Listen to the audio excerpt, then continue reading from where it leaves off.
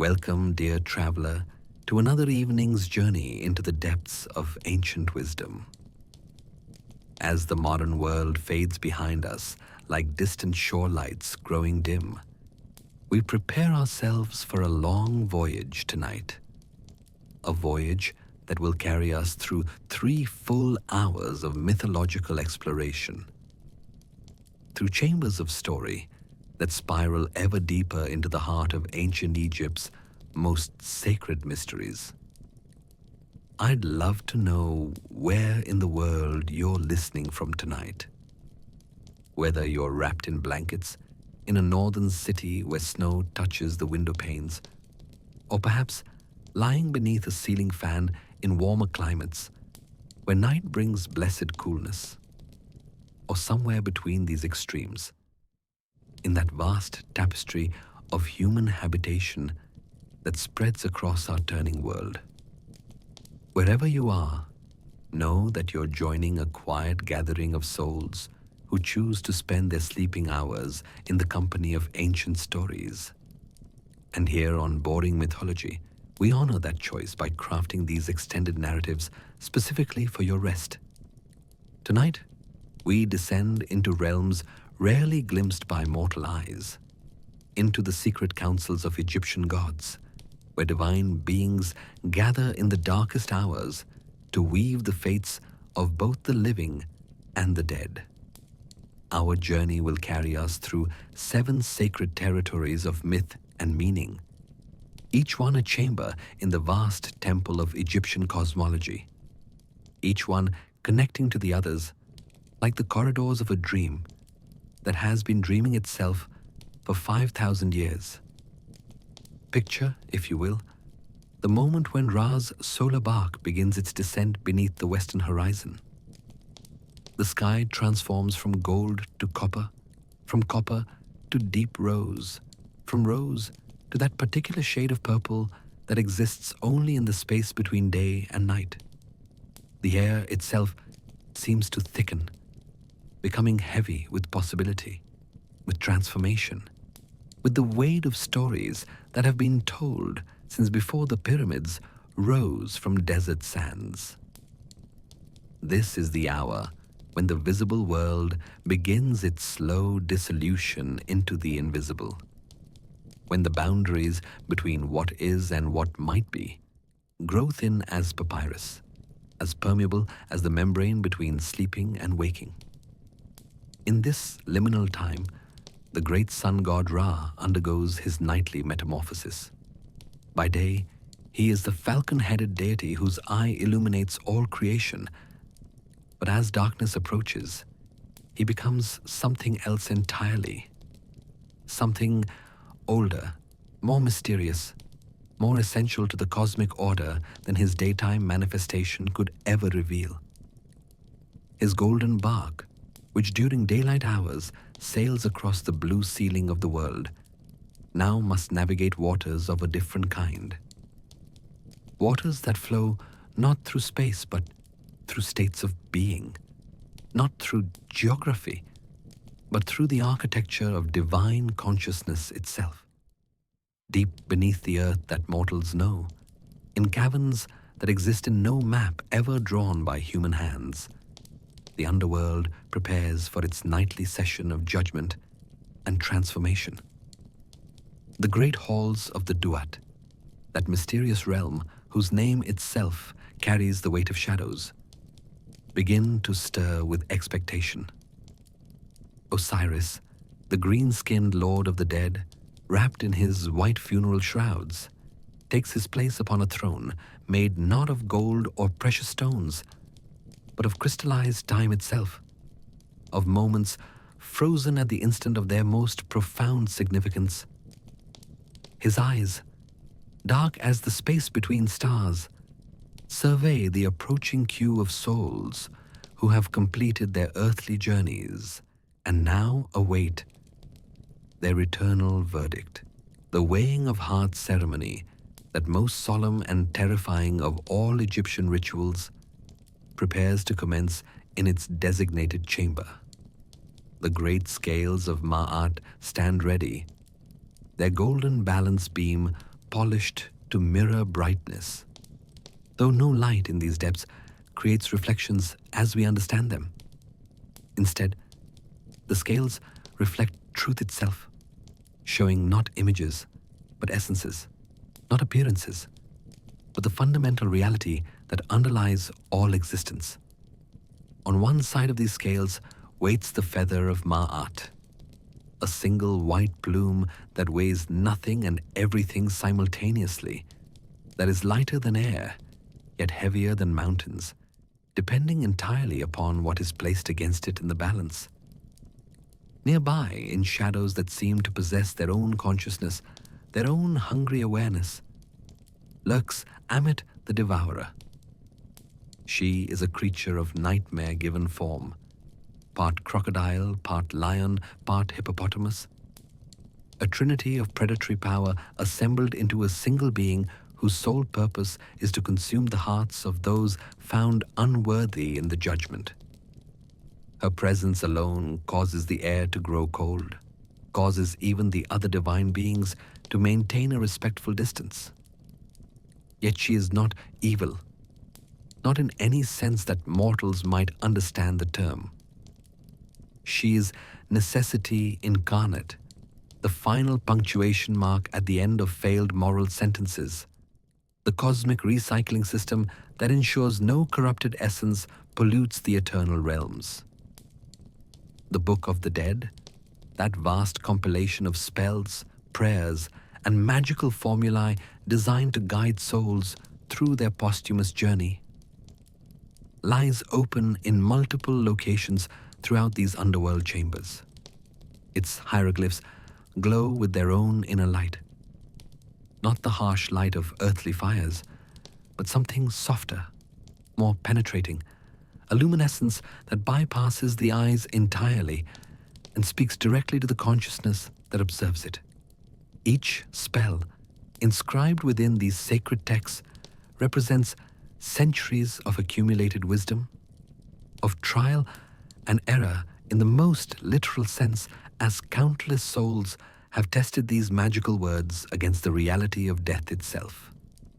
But our story tonight goes deeper still, into mysteries that even the Book of the Dead only hints at, into the secret names of gods, those hidden syllables of power that, when spoken correctly, can alter the very fabric of divine reality. Every deity in the Egyptian pantheon possesses such a name, a true name known only to themselves and perhaps to one or two others who have earned the devastating trust such knowledge requires. These names are not merely labels or identifiers. They are compressed essences, nuclear cores of identity that contain within their pronunciation the complete nature and power of the being they describe. And beyond even these mysteries lies the field of reeds, that eternal paradise where justified souls spend their afterlife in perfect contentment. But the field of reeds is not simply a place of rest. It is a living symbol of cosmic renewal, a demonstration that death, properly understood and properly navigated, leads not to ending, but to transformation, not to cessation, but to continuation in a form more perfectly aligned with the fundamental harmonies of existence. As we prepare to enter these realms more fully, to walk these paths that wind between life and death, between judgment and redemption, between the known and the unknowable, feel your breathing beginning to slow, beginning to deepen. Feel the weight of your body settling more completely into whatever surface supports you. Feel the gentle pull of these ancient stories, drawing your consciousness away from the immediate concerns of your waking life and towards something older, something that has always existed in the deep structures of human imagination, waiting patiently for moments like this, when it can emerge and speak its truths to receptive souls. The journey we undertake tonight is long. 3 full hours of continuous narrative that will carry you through cycles within cycles, stories within stories, each one reflecting and amplifying the others, like images in opposing mirrors that create infinite corridors of meaning. There will be no sudden breaks, no jarring transitions, no cliffhangers designed to startle you back to wakefulness. Instead, our path will be like the flow of the Nile itself, steady, measured, inevitable, carrying you forward on currents that have been flowing since before human memory began. The first sensation is always darkness, not the simple absence of light that comes with closing one's eyes or entering an unlit room, but a darkness that has weight, texture, presence. This is the darkness that Ra encounters each evening as his solar bark crosses the threshold between the world above and the world below. It wraps around the golden vessel like cloth made from the space between thoughts, like curtains woven from the pause between heartbeats. First the darkness, then the cooling. The tremendous heat that Ra generates during his daily journey across the sky begins to diminish, not all at once, but in barely perceptible gradations, like the way fever breaks in the depths of night, like the way heated stone releases its warmth hour by hour after sunset. The falcon head of the great god turns slowly from side to side. Those eyes that during daylight hours can see all things that exist beneath the sun, now adjusting to a different kind of vision, a perception that must navigate by maps drawn in shadow rather than light. Then comes the changing of the waters. The celestial river upon which Ra's bark has sailed throughout the day transforms its very nature as it descends beneath the horizon. What was once made of liquid light, of liquefied sky, of the very substance of visibility itself, now becomes something else entirely. These underground waters are older than creation, older than the separation of earth from sky, older than the first word spoken by the first god. They are the waters of potentiality, of everything that might be, but has not yet chosen to manifest in definite form. The bark itself responds to this transformation, its golden hull beginning to emit a different kind of radiance. Not the bold, assertive light of noon, but something more subtle, more tentative, like the phosphorescence of deep-sea creatures, like the faint glow of fungi in caves that have never known sunlight. This is light that exists not to illuminate, but to define boundaries, to maintain the distinction between the divine vessel and the primordial waters through which it moves. Around Ra, his crew of divine beings takes their positions for the night journey. These are not the same deities who accompany him during his daytime voyage, or rather, they are the same beings, but transformed, wearing their underground aspects like masks that reveal rather than conceal their true natures.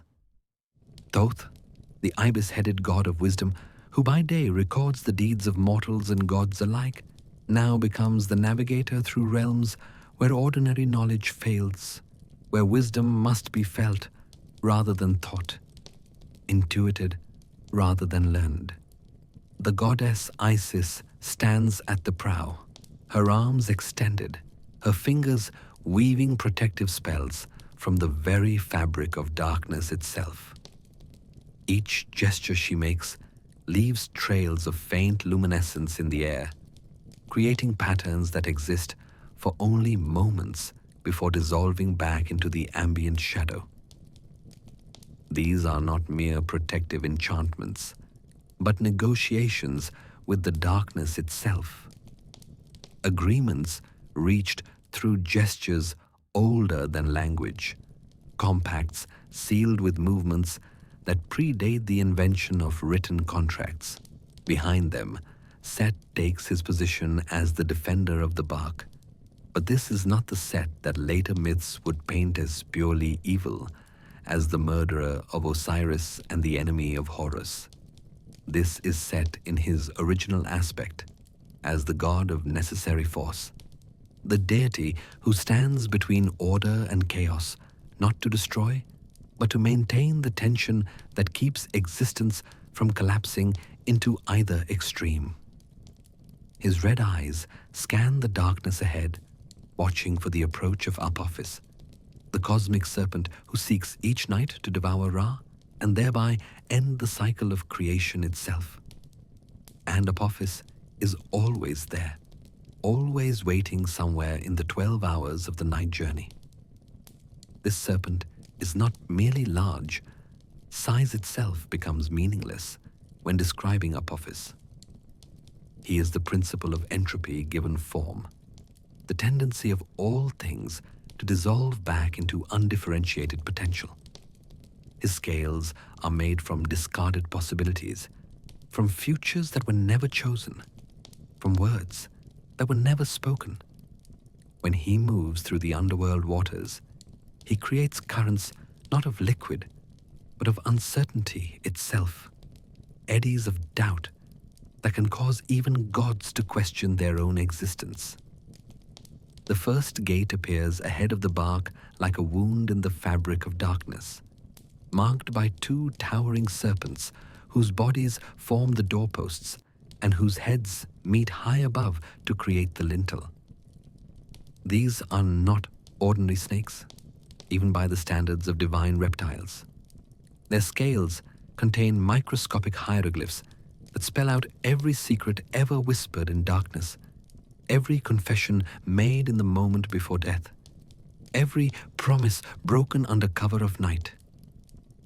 To pass between them, Ra must speak his own secret name, the one he has hidden even from the other gods, the syllables that contain his complete essence compressed into sound.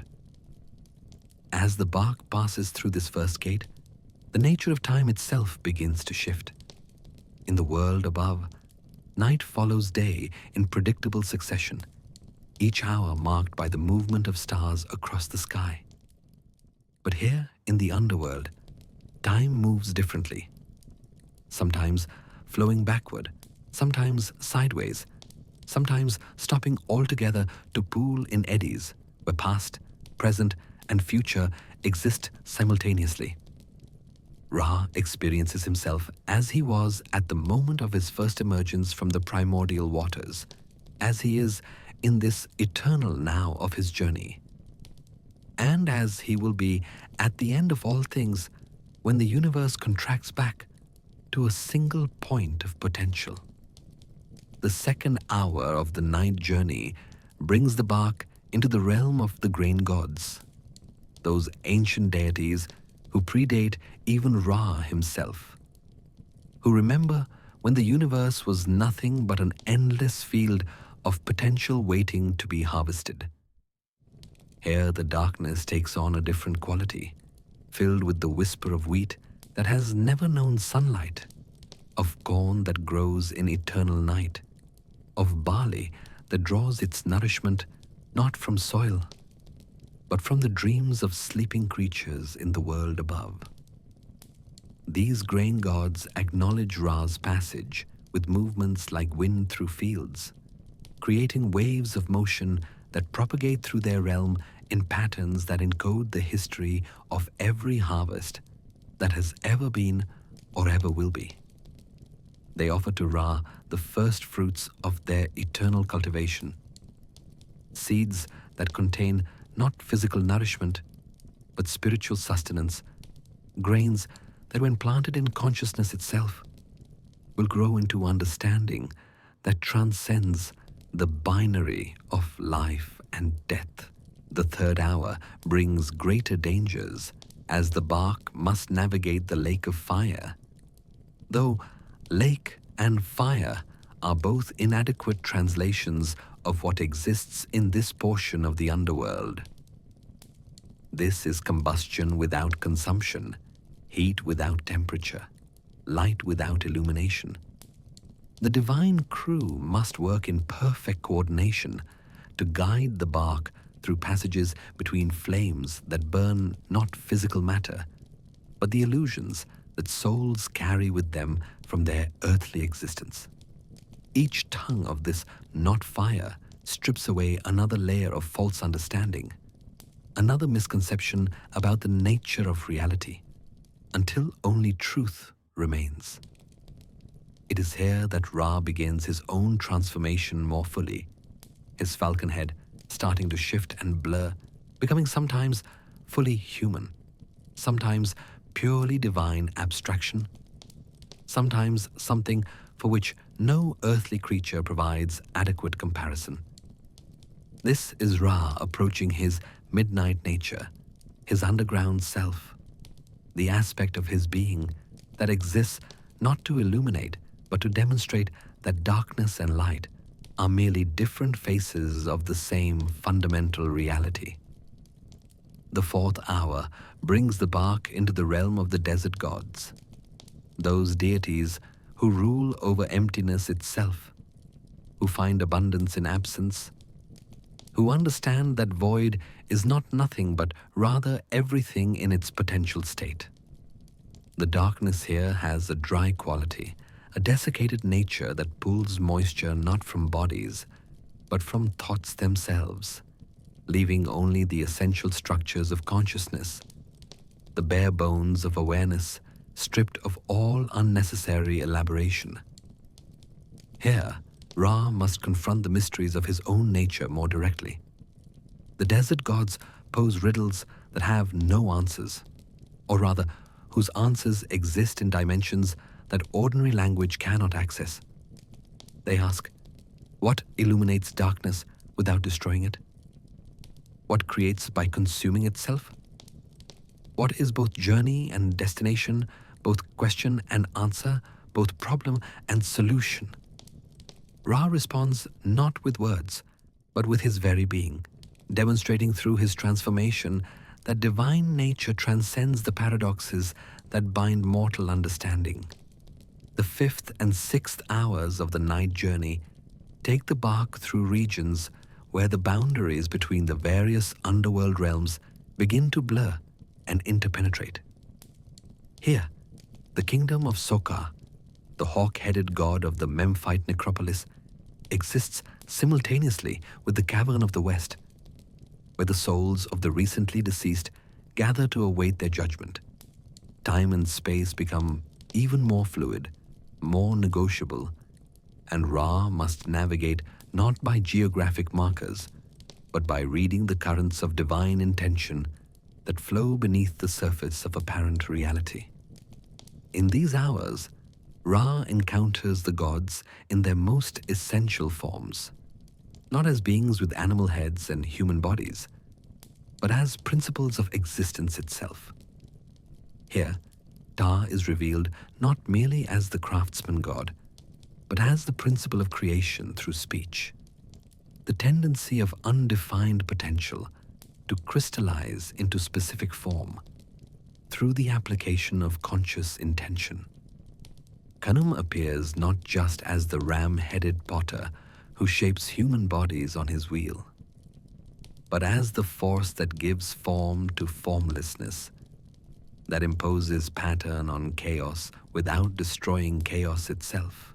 The seventh hour brings the greatest crisis of the journey, as Apophis makes his most serious attempt to destroy the solar bark. The cosmic serpent rises from the depths of the underworld waters like negation incarnate, his mouth open wide enough to swallow not just Ra and his vessel, but the very concept of light itself. This is the moment when existence itself hangs in balance, when the continuation of creation depends upon the outcome of a battle that has been fought every night since time began and will continue to be fought until time ends. Set takes his position at the prow of the bark. His was scepter raised high, channeling force that exists beyond the simple dichotomy of good and evil. The battle that ensues cannot be adequately described in terms of physical combat. This is warfare conducted in dimensions that human consciousness can only approximate through metaphor. Set strikes at Apophis with weapons made from crystallized will, while the serpent retaliates with coils of pure entropy, with venom distilled from the heat death of universes. The other gods join the battle, each contributing their unique powers to the defense of the bark. Isis weaves nets of magical words that tangle Apophis's movement through probability space. Thoth calculates counter-strategies in mathematics that exist beyond number, in geometries where parallel lines not only meet, but exchange properties. Even the bark itself becomes a weapon, its accumulated light from countless journeys forming a shell of radiance that Apophis cannot fully penetrate. As Ra's bark continues its journey through the middle hours of the night, passing through gates that exist more as states of consciousness than physical barriers, we become aware of another scene unfolding in parallel dimensions of the underworld. The air changes first, becoming dense with anticipation, heavy with the weight of judgment about to be rendered. The temperature drops not in degrees, but in increments of solemnity, each cooling, marking another step toward that most pivotal moment in any soul's eternal journey. In the Hall of Two Truths, also called the Hall of Ma'at, also known by names that cannot be spoken in human language, but only felt in the moment between sleeping and waking, preparations are being made for the weighing of heart ceremony. The very architecture of this space defies conventional description. Columns rise not from floor to ceiling, but from possibility to actuality, their surfaces inscribed with every moral choice ever made by conscious beings. The floor is paved with crystallized intentions, some pure and translucent, others clouded with compromise and rationalization. At the center of this vast hall stands the scale of judgment, though stands implies a stability that doesn't quite capture the dynamic equilibrium of this divine instrument. The scale exists in constant motion, constantly balancing and rebalancing itself against the moral weight of the universe, finding its 0 point, not in stillness, but in perfect dynamic tension. Its beam is carved from the wood of the tree that grows at the center of existence, the tree whose roots reach down into the primordial waters and whose branches support the sky itself. The feather of Ma'at rests on one pan of the scale, and here we must understand that this is not merely a feather as mortals understand feathers. This is truth itself, given the lightest possible physical form, justice manifested as something that weighs nothing, yet contains everything. The feather appears white to most observers, but those with deeper perception see that it contains all colors simultaneously, that its barbules are made from compressed spectra of moral possibility, each one encoding different aspects of cosmic law. Anubis, the jackal-headed god of mummification and guardian of the dead, takes his position beside the scale. His role here is not merely to operate the mechanism of judgment, but to serve as the interface between divine justice and individual consciousness. His hands, precise as a surgeon's, yet gentle as a mother's touch, will place each heart upon the scale with exactly the right orientation, ensuring that no aspect of a soul's moral weight goes unmeasured. His dark eyes, which have witnessed the judgment of millions of souls, show neither mercy nor cruelty, only an infinite, impersonal compassion that transcends human understanding of emotion. Thoth stands ready with his palette and brush, prepared to record the outcome of each weighing in hieroglyphs that will exist forever in the eternal records. But his writing implements are not ordinary tools. The palette is carved from a stone that fell from the sky before the earth was formed, and the pigments he uses are distilled from the essence of actions themselves. The red is made from every act of courage ever performed, the black from every moment of necessary endings, the gold from every instance of wisdom choosing correctly between impossible alternatives.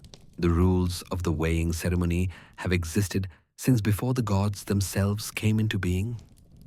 They are not laws that were created, but principles that were discovered, fundamental aspects of reality as basic as the tendency of objects to fall or water to seek its level.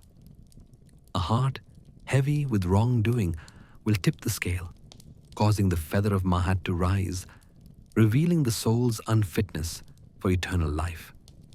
A heart in perfect balance with the feather, neither heavier nor lighter, demonstrates a soul that has achieved the proper equilibrium between self and cosmos, between individual will and universal harmony. But the weighing is not simply a binary judgment of guilty or innocent, worthy or unworthy. The scale can detect infinite gradations of moral weight, can distinguish between sins of commission and omission, between wrongs done in ignorance and those performed with full knowledge of their nature. The scale knows the difference between cruelty and necessary hardness, between kindness and enabling weakness, between truth that heals and truth that destroys. As each soul approaches the scale, they must first make the negative confession, that formal declaration of innocence regarding 42 specific sins. But this is not merely a recitation of memorized formulae. Each denial must resonate with truth at the fundamental frequency of the soul's existence. To say, "I haven't killed," when one has taken life, even justifiably, causes the words to turn to ash in the speaker's mouth. To claim, "I haven't lied," when bearing false witness, creates a dissonance that makes the very air of the hall vibrate with discord. The 42 judges, each representing a different nome or district of ancient Egypt, each embodying a different aspect of divine justice. Listen to these confessions with perception that penetrates beyond words to intentions, beyond intentions to the deep structures of moral choice that shape a soul's essential nature. They see not just what was done, but what might have been done. Not just the paths taken, but all the paths rejected. The complete moral topology of a life lived in time but now being evaluated from the perspective of eternity. Some souls approach the scale with confidence, born from lives lived in conscious alignment with Mahat. Their hearts have been prepared through years of moral discipline, through countless small choices that accumulated into a fundamental orientation toward justice and truth. These hearts often appear to glow with their own inner light as they are placed upon the scale, a radiance that comes not from perfection, for no mortal life is perfect, but from sincere effort sustained over time. Other souls arrive heavy with dread, knowing already what the scale will reveal. Their hearts, darkened by choices that prioritize self over community, advantage over justice, comfort over truth, seem to pulse with a sluggish rhythm, as if the weight of their wrongdoing has affected even their metaphysical circulation. Yet even these souls are treated with the same methodical care, the same precise attention to protocol, for divine justice plays no favorites and makes no assumptions. The moment of weighing itself exists outside ordinary time. As Anubis places the heart upon the scale, all of existence seems to hold its breath.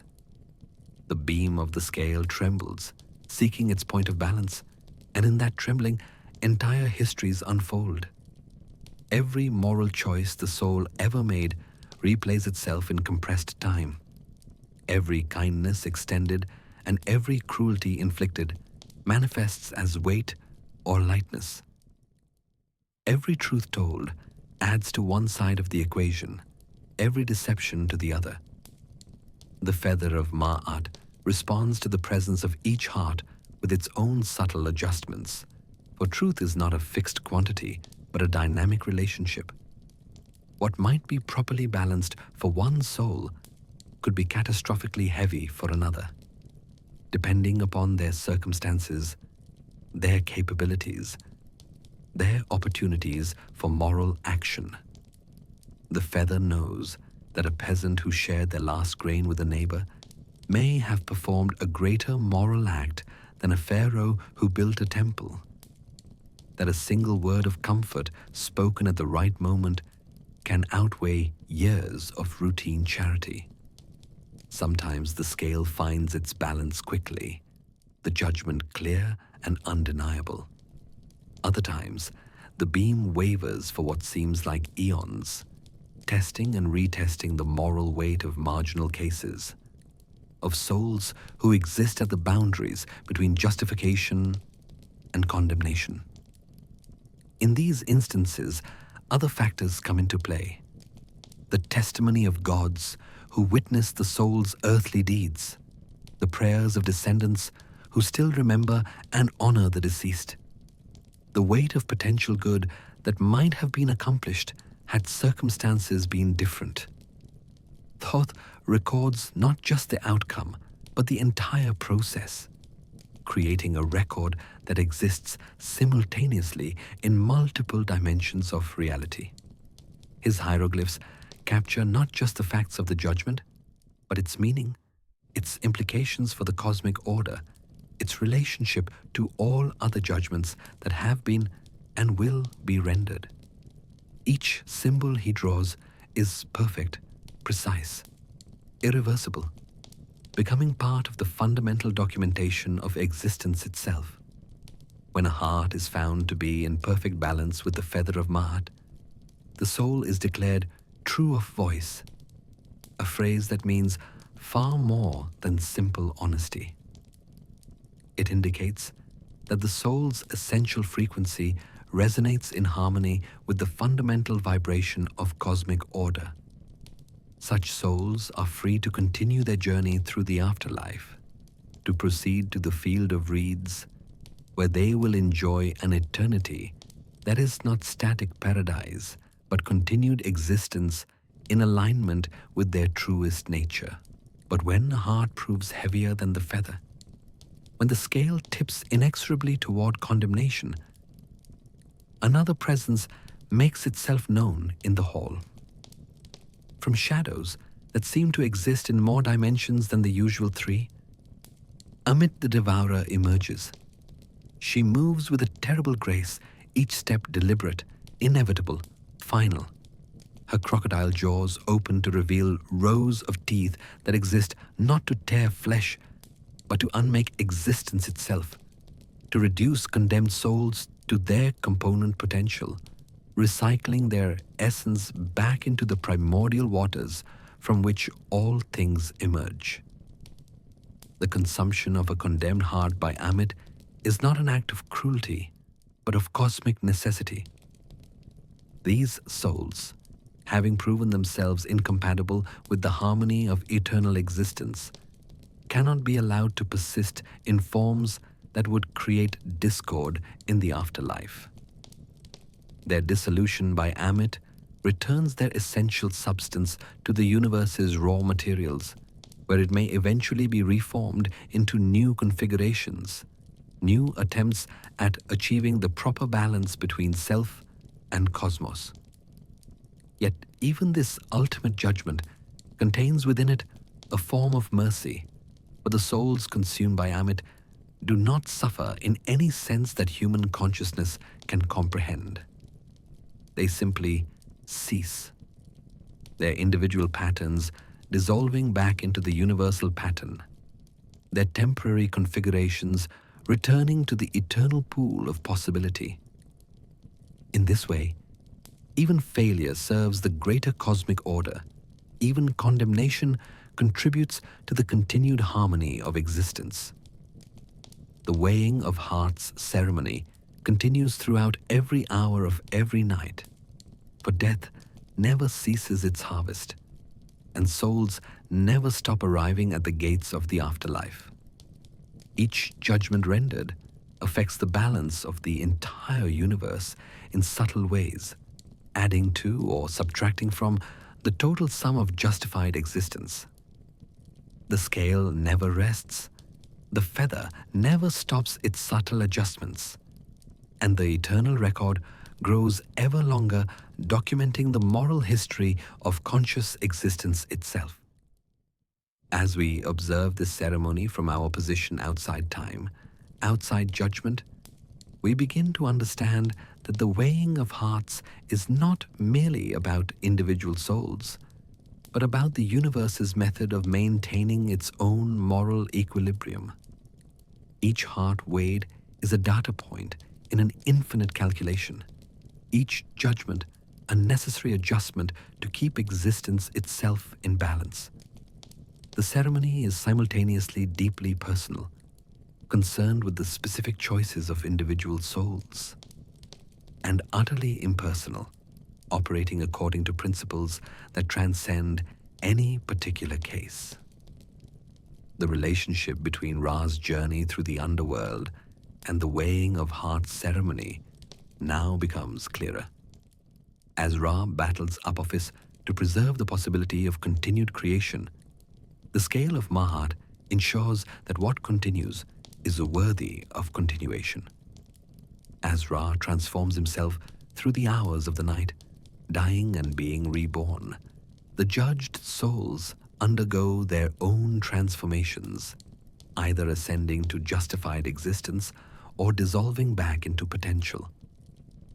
The two processes are aspects of the same fundamental rhythm, the heartbeat of a universe that must constantly choose between order and chaos, between being and unbeing, between the manifest and the void.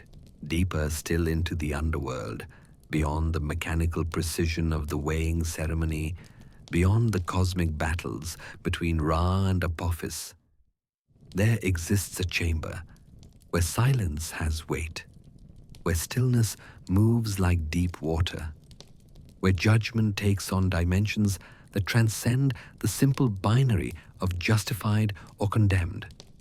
This is the hall of Osiris, and to enter it is to understand that death itself is merely another form of life, transformed and elevated beyond the limitations of physical existence.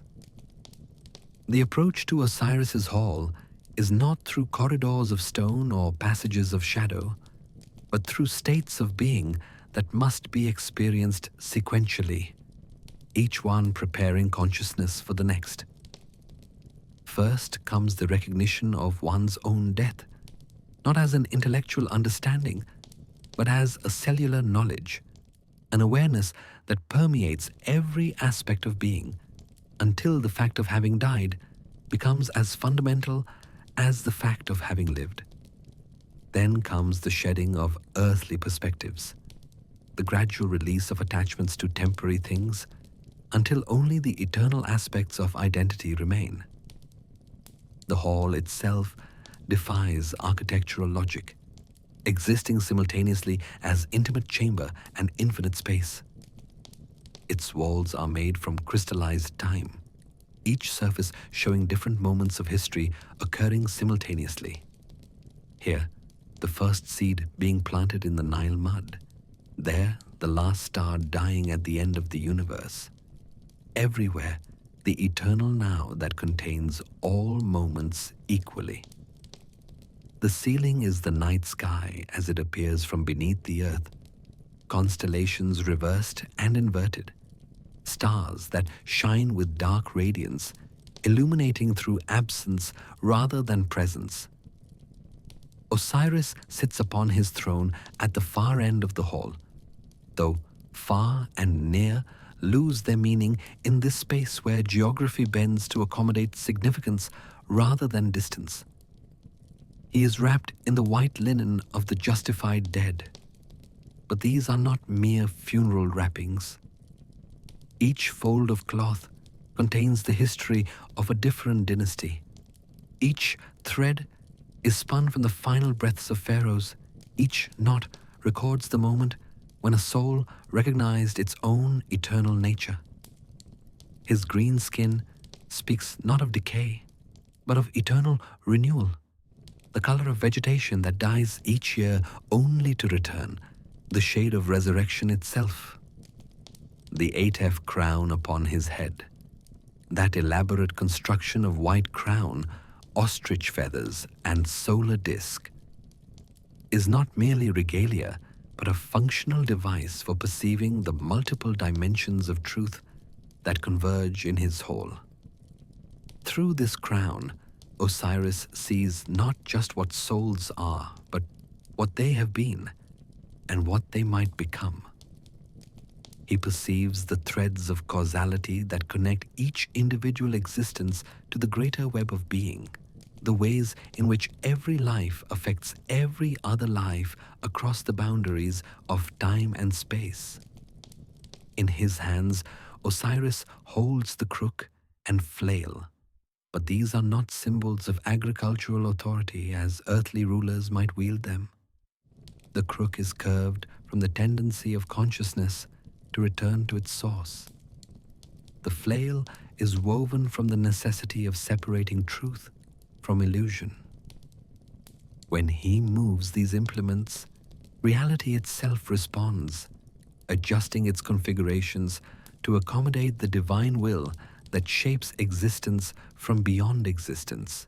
Around Osiris stand the 42 assessor gods, each one representing not just a different region of Egypt, but a different aspect of moral reality. They are simultaneously individual beings and facets of a single divine consciousness, able to act independently while remaining part of a greater unity. Their names are pronouncements of their nature. Breaker of bones, who sees through to the essential structure of things. Eater of shadows, who consumes illusions. Backwards facing, who perceives the causes that led to current effects. But Osiris's judgment differs from the mechanical weighing of hearts. Here, souls are evaluated not just for what they did, but for what they understood. Not just for their actions, but for their growth toward consciousness of their own divine nature. Osiris knows that every soul is a fragment of the original unity that existed before creation, a spark of the divine fire that chose to experience separation in order to know itself more fully. His judgment takes into account not just the success or failure of this experiment, but the courage required to undertake it at all. The souls who come before Osiris have already passed the weighing of their hearts, have already been declared true of voice. But now they must face a different kind of evaluation. Osiris asks questions that have no correct answers, only revealing ones. What did you learn from your suffering? How did your joys teach you about the nature of existence? In what ways did you discover your own divinity through your mortality? The souls answer not with words, but with the entirety of their being. Their responses reading out in the subtle adjustments of their ethereal forms, in the colors that play across their consciousness, in the harmonics of their essential vibration. Some souls reveal through this questioning that they are ready for the field of reeds, that paradise where they will continue their existence in forms perfectly suited to their achieved understanding. Others show that they require further instruction, further experience, perhaps even further incarnations to fully realize their potential. Osiris's judgment is never punishment, but always prescription, always aimed at the continued evolution of consciousness toward its ultimate reunion with the source from which it emerged. The throne of Osiris itself is a teaching device, showing different aspects to different observers. To some, it appears as a simple seat carved from stone. To others, it reveals itself as a complex mandala of intersecting energies, a map of the paths consciousness can take through the various levels of existence. To the most perceptive, the throne is seen to be made from condensed understanding itself, from the accumulated wisdom of every being that has ever lived and died and lived again. Behind Osiris, barely visible even to divine perception, stands the Jed pillar, that mysterious symbol of stability and endurance that represents Osiris's own spine, broken in his murder by Set and reconstructed through the magic of Isis. But the Djed is more than symbol or even relic. It is the axis around which the universe of the dead revolves, the stable point that allows the constant transformation of souls from one state to another. Each of its 4 platforms represents a different level of posthumous existence, a different degree of approach to ultimate understanding. The air in Osiris's hall is thick with incense, but this is not smoke from burning resins. This is the distilled essence of prayers, the accumulated devotion of millions of souls across thousands of years, rising like mist from the offerings left at tombs, from the words spoken at funerals, from the tears shed in grief and remembrance. This prayer smoke has its own consciousness, its own ability to intercede on behalf of souls, to add its weight to the arguments for mercy, understanding, and continued opportunity for growth. Sometimes, Isis herself appears in the hall, taking her place beside Osiris as the queen of the underworld. Her presence transforms the nature of judgment, adding dimensions of compassion that transcend justice, of understanding that goes beyond law. She remembers every soul from its first emergence from the womb, has heard every cry of pain and joy, knows the secret names that even the souls themselves have forgotten. When she speaks on behalf of a soul, her words carry the weight of maternal certainty, the knowledge that comes from having witnessed the full arc of a being's existence from beginning to potential end. Their son, Horus, occasionally manifests in the hall as well, representing the principle of justified vengeance, of wrong corrected, of balance restored after disruption. His falcon eyes see with perfect clarity through all deceptions, all self-justifications, all the elaborate stories souls tell themselves about their own actions. Yet his presence is not harsh, but clarifying, helping souls to see themselves as they truly are rather than as they wish to be or feared they were. The judgment of Osiris operates outside the normal flow of time. A soul might experience eons of evaluation in what would be moments in the world above, or might pass through the hall in an instant that contains lifetimes of understanding.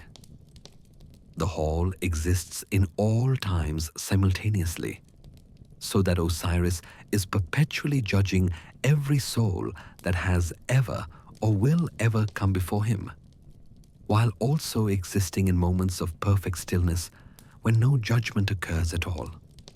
The verdicts rendered in Osiris's hall are written in the stars themselves, becoming part of the celestial record that can be read by those who know the proper interpretations. Each justified soul adds a new light to the heavens, Each transformation creates new constellations of meaning. The night sky that mortals observe is partly a map of Osiris's judgments, a constantly updating record of the universe's moral evolution as souls leave Osiris's hall, having received their final evaluation and prescription for continued existence.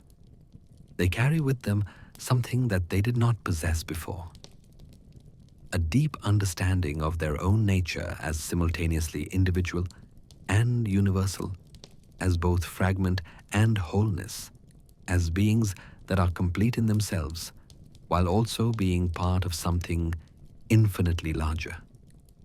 This understanding is itself a gift from Osiris, the god who died and returned, who knows from experience that death is transformation rather than ending. The relationship between Osiris's hall and the weighing of hearts ceremony now reveals itself as complementary rather than redundant. The weighing determines whether a soul has achieved the minimum balance necessary for continued existence, while Osiris's judgment determines what form that continued existence should take. The mechanical precision of the scales is balanced by the intuitive wisdom of the god who has himself passed through death and emerged transformed. In the deepening quiet of the underworld night, where even the gods speak in whispers and thoughts themselves move cautiously through the thick darkness, we approach mysteries that were ancient when the pyramids were young, secrets that predate the first dynasty and will outlast the final star. These are the secret names of power, the hidden syllables that contain within their pronunciation the compressed essence of divine identity, the nuclear core of godhood itself. Every deity in the Egyptian pantheon possesses such a name, a true name that exists beneath all the titles and epithets by which they are known to mortals and even to other gods. These names are not arbitrary labels assigned at some moment of birth or creation. They are fundamental frequencies, vibrational patterns that existed in the primordial waters before creation began, waiting for consciousness to coalesce around them like matter forming around gravitational wells in space. Ra's secret name, the one he speaks each night to pass through the first gate of the underworld, is said to contain within its syllables the entire history of light, from the first photon that escaped the primordial darkness to the last ray that will shine before the universe returns to void. But this name has never been fully pronounced in any realm where mortals might hear it. For to speak it completely would be to experience every sunrise and sunset simultaneously, to know light not as illumination, but as consciousness itself, making itself known to itself. The story of how Isis learned Ra's secret name is told in whispers even among the gods themselves, for it reveals the dangerous truth that power, even divine power, can be transferred through knowledge, that sovereignty itself is partly a function of information control. She created a serpent from Ra's own spittle mixed with earth, a creature that existed partly in the world of form and partly in the realm of divine essence. When this serpent bit Ra, the poison that entered his body was not venom in any physical sense, but a question that demanded an answer, a need that could only be satisfied by revelation. Ra suffered not from physical pain, but from existential uncertainty, from the temporary loss of knowledge of his own nature.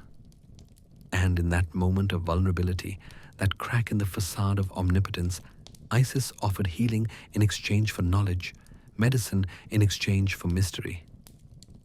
The negotiation that followed operated on multiple levels simultaneously: political, theological, metaphysical. each word exchanged carrying implications that rippled through all dimensions of existence. When Ra finally spoke his secret name to Isis, the universe itself held its breath. The transfer of this knowledge was not simply information passing from one consciousness to another, but a fundamental restructuring of divine hierarchy, a redistribution of cosmic authority that would echo through all subsequent history. Isis gained not just power over Ra, but understanding of the nature of power itself, insight into the mechanisms by which reality responds to conscious will. But Ra's was not the only secret name to change hands through the ages. Set possesses a name that, when spoken, causes the desert to remember when it was ocean floor, causes dry riverbeds to recall the water that once flowed through them. This name is not evil, despite Set's later demonization, but necessary. It is the name of productive destruction, of the clearing away that must precede new growth, of the violence inherent in transformation. Osiris's secret name died with him when Set murdered him, scattered with his body parts throughout Egypt, and was only restored when Isis gathered the pieces and spoke each syllable as she reconnected them. This reformed name is different from the original, carrying within it the experience of dissolution and reconstitution, the knowledge of what it means to be broken and remade. It is a name that can only be fully pronounced by one who has died and returned, a password that grants access to mysteries that the living cannot comprehend.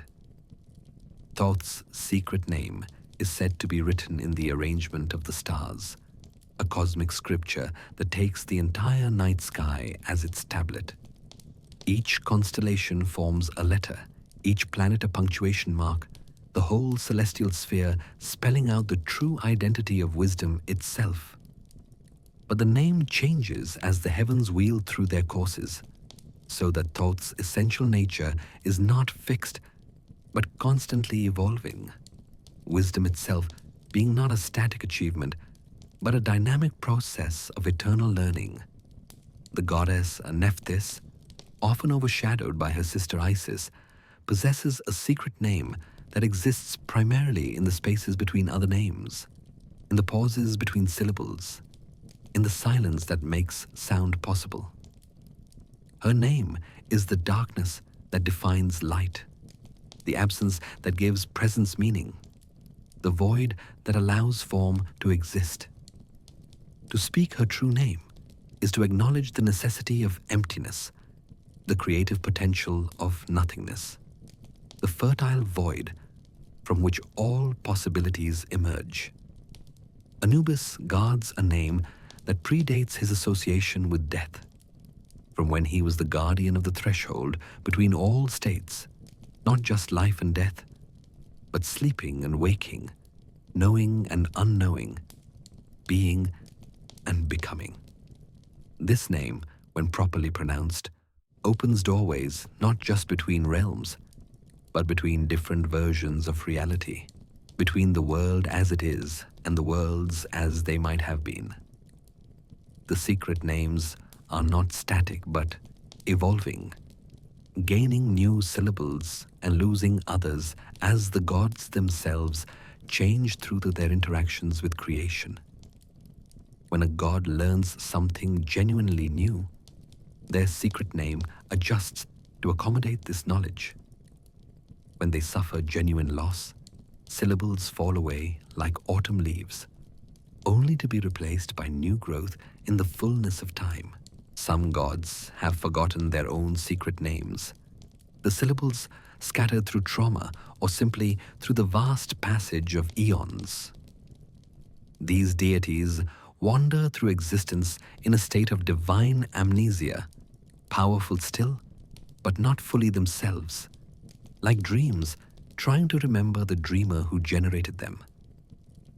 They seek their true names in the prayers of mortals, in the rituals of priests, in the sudden recognition that sometimes flashes between divine beings like lightning illuminating night landscapes.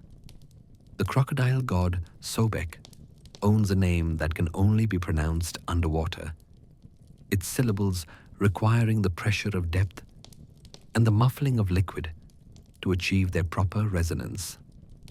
The lioness goddess Sekhmet's name must be roared rather than spoken, its true pronunciation requiring vocal cords that can produce frequencies below human hearing, vibrations that are felt in bones rather than heard by ears. There are rules governing the use of secret names, laws older than the gods themselves, written into the fundamental structure of existence. To speak a god's true name without permission is to invite consequences that ripple through all dimensions of being. The speaker might find themselves experiencing time backwards, living their life in reverse until they reach the moment before they spoke the name.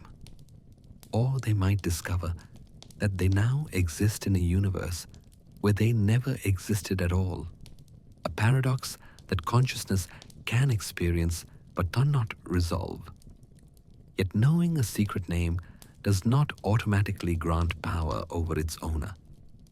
The name must be pronounced correctly with the proper intention in the appropriate context. A secret name spoken in anger carries different weight than one spoken in love. A name whispered in darkness has different effects than one shouted in light.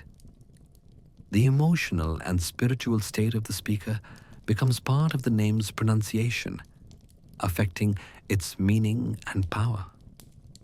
Some secret names are shared between gods, creating bonds deeper than alliance or affection. When two deities exchange their true names, they become vulnerable to each other in ways that transcend ordinary risk. They can feel each other's experiences across vast distances, share thoughts without communication, exist partially in each other's consciousness. The sharing is both intimacy and danger, both gift and burden, both expansion and limitation. The mortal magicians who seek to learn divine secret names pursue a dangerous path. The human throat is not designed to pronounce sounds that predate human speech. The human mind, not structured to contain concepts that exist outside human conception. Those who succeed in learning and speaking a god's true name often find themselves transformed beyond recognition, their humanity dissolved in the flood of divine understanding that accompanies such knowledge. In the deepest archives of the House of Life, the ancient Egyptian centers of learning and magic, there are said to be papyri that contain partial syllables of divine names, fragments of pronunciation guides, hints at the rhythms and tones required.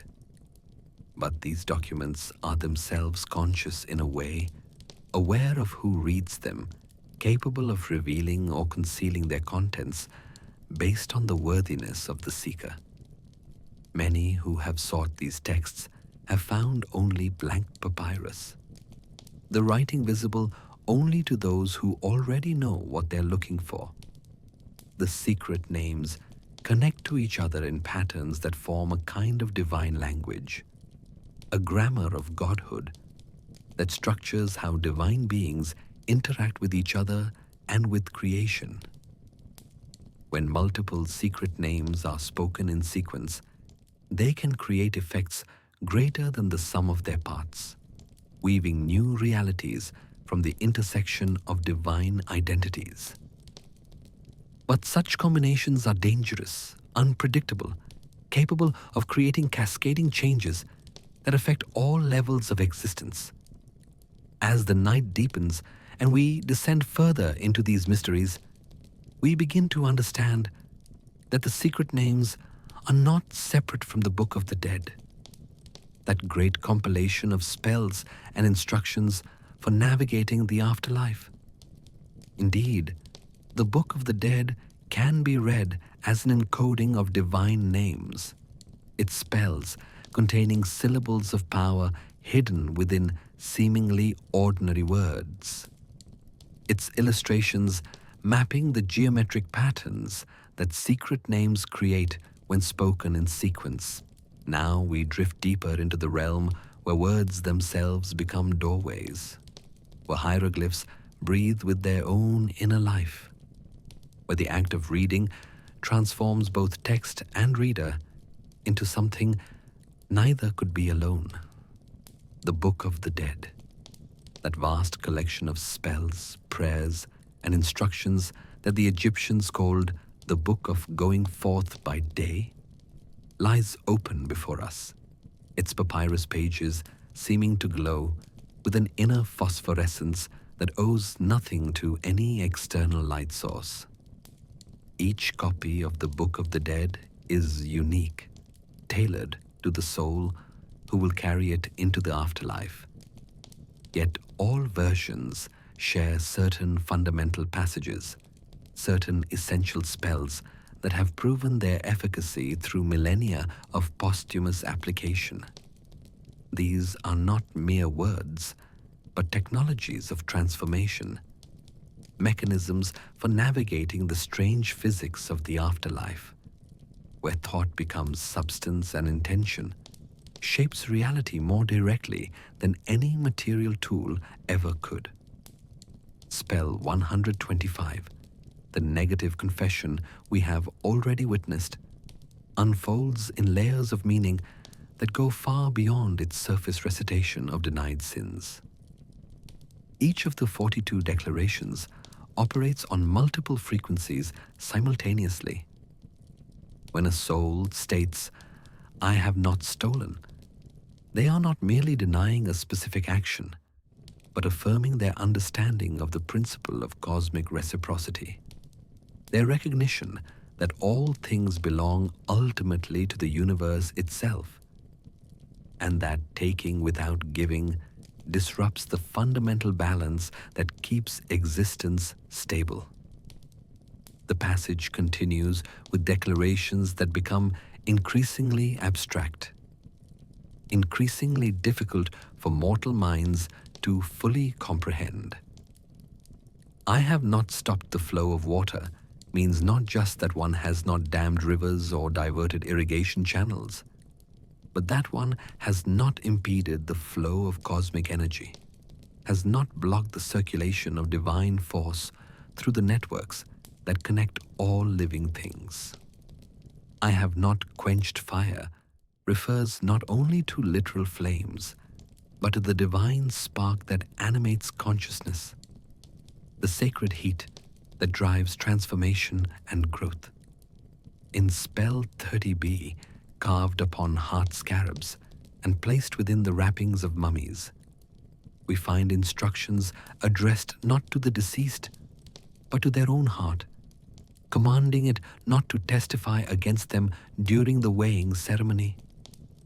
"O my heart of my mother, O my heart of my transformations, do not stand against me as witness, do not oppose me in the tribunal, do not rebel against me before the keeper of the scales."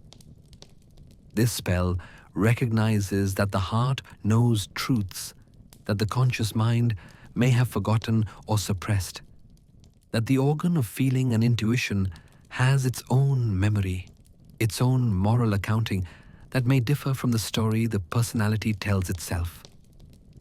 The passages that describe the field of reeds, that eternal paradise awaiting justified souls, read like agricultural manuals written in dreams. Spell 110 provides detailed instructions for plowing, sowing, and harvesting in fields where the grain grows to impossible heights, where the harvest regenerates the moment it is gathered, where the very act of cultivation is simultaneously labor and rest, effort and ease, work and play. The soul learns to plow in peace, reap in peace, eat in peace. But this peace is not passive stillness, but active harmony. dynamic balance maintained through conscious participation in eternal cycles. Deep within the book are spells that seem to make no sense when read with ordinary consciousness. Passages that can only be understood when the reader enters altered states of awareness. Spell 64, one of the oldest and most mysterious in the collection, speaks of coming forth from the day into the night and making transformation into any form desired. The hieroglyphs here seem to shimmer and shift, showing different meanings to different observers, as if the text itself is demonstrating the very transformations it describes. Some passages can only be read backwards, their meaning emerging not from the sequence of words, but from the reversal of that sequence, from the undoing of linguistic expectation. Others must be read in spirals, starting from the outside and working inward, or from the center, expanding outward. The physical act of reading becoming a ritual that enacts the spell's purpose. Still, others reveal their meaning only when read at specific times. Dawn passages that make sense only as light first touches the papyrus. Midnight texts that become coherent only in absolute darkness. The illustrations that accompany these texts are not mere decorations, but essential components of the spells themselves. The image of the deceased offering incense to Osiris is simultaneously instruction and invocation, showing both what to do and causing it to be done through the act of observation. The detailed drawings of the gates of the underworld, each guarded by its specific demon or deity, serve as maps and keys simultaneously, showing the way while also opening it.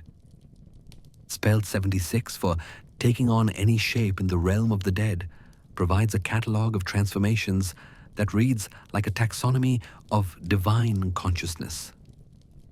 The soul learns to become a golden falcon, a lotus flower, a divine crocodile, a phoenix, each form granting different capabilities and perspectives.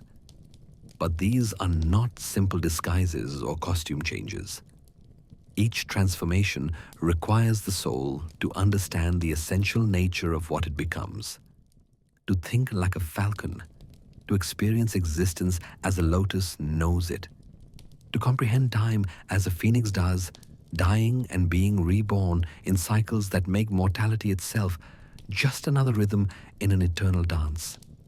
The chapter for not dying a second time, spell 44, addresses the fear that even after successfully navigating the initial journey through death, souls might face annihilation again. The text reveals that the second death is not a repeated ending, but a different kind of dissolution. The loss of individual identity through absorption into undifferentiated divinity.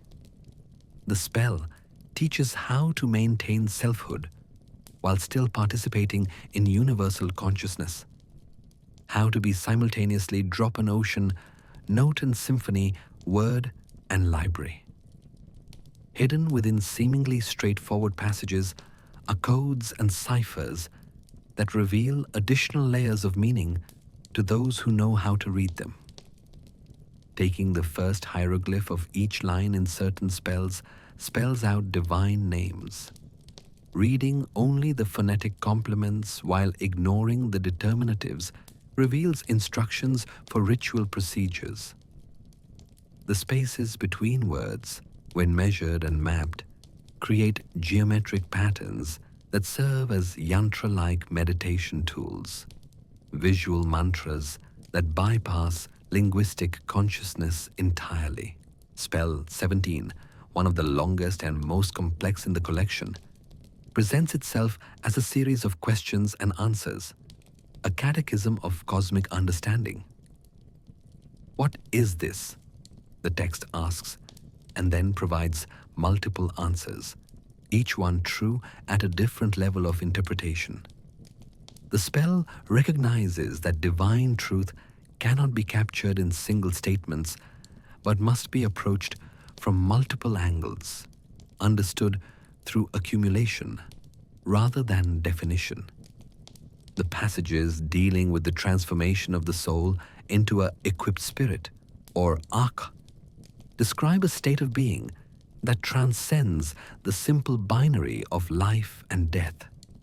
The arch exists simultaneously in multiple dimensions, capable of interacting with both the world of the living and the realm of the dead, moving freely between states that ordinary consciousness experiences as mutually exclusive. The spells for becoming an arch, read like technical manuals for consciousness expansion, providing specific practices and preparations for achieving this elevated state. Some passages in the Book of the Dead appear to be incomplete, ending mid-sentence or mid-thought, but this incompletion is intentional. These are spaces left for the soul to fill with its own understanding, its own experience, its own unique contribution to the eternal text. The Book of the Dead is not a finished work, but an eternal work in progress, each soul that uses it adding their own chapter to its ever-expanding collection of wisdom. The materials from which the book is made matter as much as the words it contains. The papyrus itself, made from plants that grow at the boundary between land and water, embodies the liminal nature of the text. The ink, traditionally made from carbon black and red ochre, carries the dual nature of ending and beginning, death and life, darkness and the potential for illumination. Even the act of creating a copy of the book is a ritual, each stroke of the scribe's brush a small magic, each completed hieroglyph a step toward immortality. As we read deeper into these passages, we begin to notice that the book is reading us as well, that the act of engagement with the text creates a reciprocal relationship where reader and read exchange qualities. The book learns from each soul that carries it through the afterlife, accumulating experiences and insights that make each subsequent copy slightly different, slightly more complete, slightly more effective at its purpose of guidance through the great transformation. The relationship between the Book of the Dead and the secret names of gods becomes clearer as we perceive how certain spells are essentially instructions for pronouncing divine names correctly, for achieving the proper spiritual state required to speak words of power without being destroyed by them. The book teaches not just what to say, but how to become someone capable of saying it.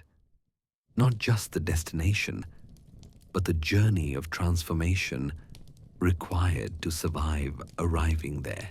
In the deepest hours of our journey, when the energy of narrative has settled into the rhythm of deep breathing, when consciousness hovers at the threshold between attention and dream, we arrive at the field of reeds, that perfect paradise where justified souls spend their eternity not in static bliss, but in dynamic harmony with the fundamental patterns of existence.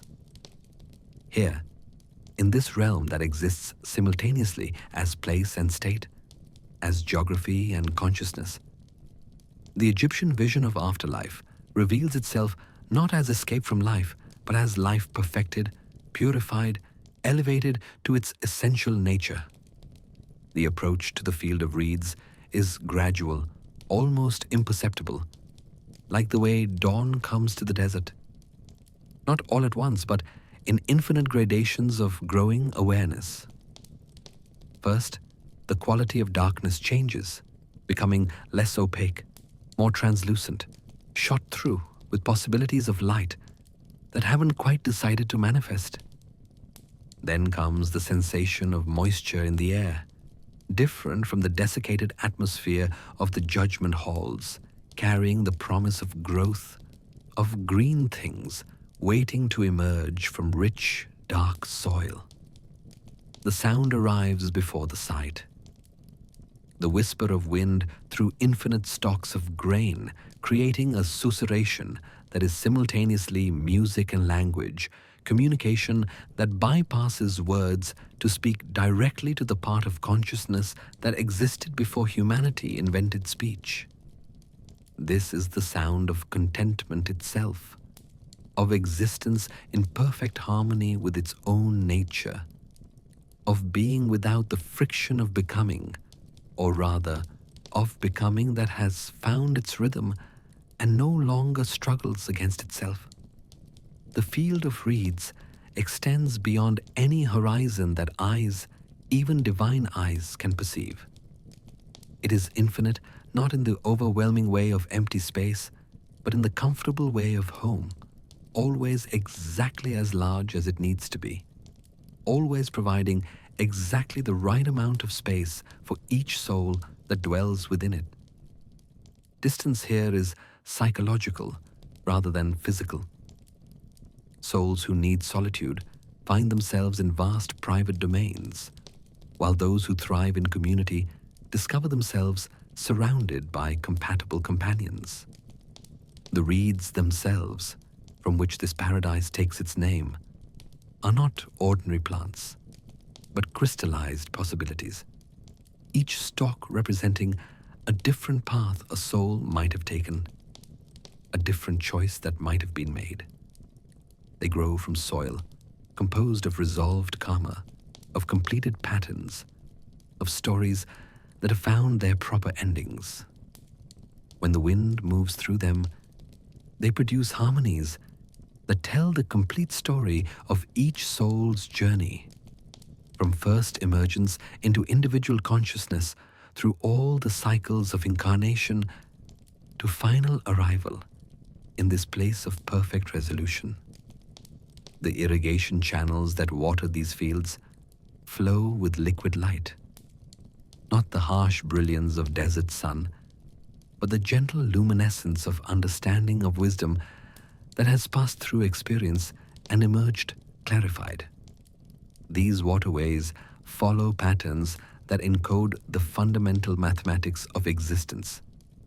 The golden ratio, the Fibonacci sequence, the sacred geometries that underlie both spiral galaxies and nautilus shells. To observe their flow is to understand intuitively how the universe organizes itself, how chaos becomes order, becomes order in endless recursive loops. The souls who dwell in the field of reeds appear as perfected versions of themselves, not idealized in the sense of made beautiful according to arbitrary standards, but revealed in their essential nature. All accumulated impurities of fear and confusion and false belief burned away by their passage through death and judgment. They appear as they truly are, as they always were, beneath the accretions of temporary identity, as they were meant to be when first imagined in the mind of creation. The labor performed in these fields is not toil, but expression, not obligation, but joy. Souls plow fields that yield not just grain, but understanding. They sow seeds that grow into insights. They harvest crops of realized potential. The agricultural metaphors are not poetic decoration, but literal description of how consciousness cultivates itself in this realm, how souls continue to grow and develop even in paradise, how eternity is not static but dynamically creative. The grain that grows in the field of reeds reaches heights impossible in earthly fields. 7 cubits tall, with ears of grain 4 cubits long. But these measurements mean something different here, where dimension is metaphorical, where size indicates significance rather than physical extent. The 7 cubits represent the 7 levels of spiritual development, the 4 cubits, the 4 stages of consciousness evolution. To harvest this grain is to gather the fruits of spiritual labor, to reap what was sown through lifetimes of effort toward understanding. The houses in the field of reeds are built from crystallized intention, their walls made from the accumulated good deeds of their inhabitants, their roofs thatched with the prayers of those still living who remember and honor the dead. These structures are simultaneously shelter and expression, protection and communication, private space and declaration of achieved understanding. Each house is unique, reflecting the particular journey of its inhabitant, yet all houses harmonize with each other, creating neighborhoods of compatible consciousness, communities of aligned understanding. The weather in the field of reeds is always perfect, but perfect differently for each soul according to their nature and needs. Some experience eternal spring, others perpetual harvest time. Some souls dwell in gentle rain that never quite falls, others in sunshine that warms without burning. The climate responds to consciousness rather than consciousness adapting to climate. The environment becoming an extension of the soul rather than a container for it. Time in the field of reeds flows in circles rather than lines, in spirals rather than sequences. Events happen in orders determined by meaning rather than causality. A soul might experience their arrival in paradise before their judgment, might harvest before they sow, might meet their descendants before their ancestors. This is not confusion, but clarity, not disorder, but a higher order that organizes experience according to significance rather than chronology. The animals in the field of reeds are not separate beings, but extensions of divine consciousness, taking form for specific purposes. The cattle are manifestations of abundance, their milk the nourishment of understanding. The birds are thoughts given wings, ideas that fly between souls, carrying messages too subtle for words. The fish in the paradise streams are memories swimming through collective consciousness, available to any soul that needs to remember something essential about the nature of existence. Music in the field of reeds is not performed, but lived, not heard, but experienced as a fundamental property of being.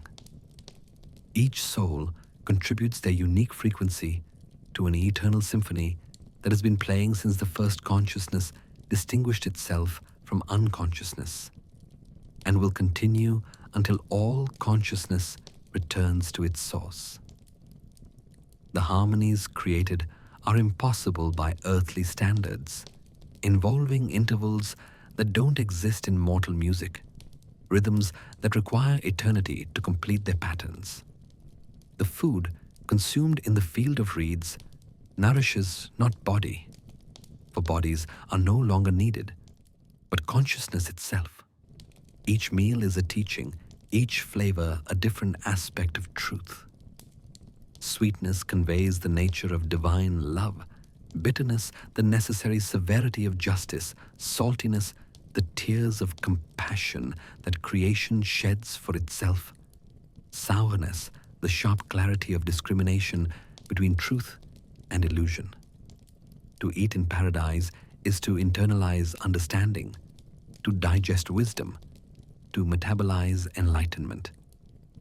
Social interactions in the field of reeds operate through direct consciousness to consciousness connection rather than through the mediation of language or gesture. Souls know each other completely, transparently, without the possibility of deception or misunderstanding. This creates not vulnerability, but intimacy, not exposure, but recognition. Every soul sees every other soul as they truly are and is seen in return, creating a network of mutual understanding that supports and strengthens all participants. The governance of the field of reeds requires no rulers, because all souls have internalized the principles of Ma'at, have become self-governing through their achievement of balance with cosmic order. Disputes cannot arise because all souls perceive the same truth from their different perspectives. Understanding that variation in viewpoint enriches rather than contradicts fundamental reality. Harmony is not imposed, but emerges naturally from the aligned consciousness of all inhabitants. The boundaries of the field of reeds are permeable to divine beings who visit regularly to teach, to learn, to participate in the eternal harvest. Osiris walks through the grain fields, his presence causing spontaneous growth, spontaneous fruiting, spontaneous understanding. Isis teaches the mysteries of transformation, showing souls how to weave new bodies from light when they wish to visit other realms. Thoth records the ongoing stories of paradise, adding new chapters to the eternal chronicle of achieved perfection. Children in the field of reeds. For souls who died young, maintain their youthful appearance if they choose. Play games that are simultaneously entertainment and education, recreation and initiation. They build castles from crystallized time, create paintings with colors that don't exist in mortal spectrums, sing songs that teach the secret names of everything that exists. Their innocence is not ignorance but purity of understanding. Their playfulness not frivolity but recognition that existence itself is the play of consciousness with itself.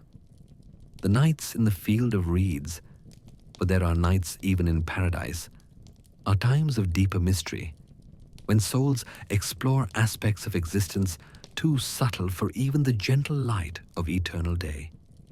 In this divine darkness, souls become pure consciousness without form, merging temporarily with the universal awareness before reforming with greater understanding of their simultaneous unity and individuality.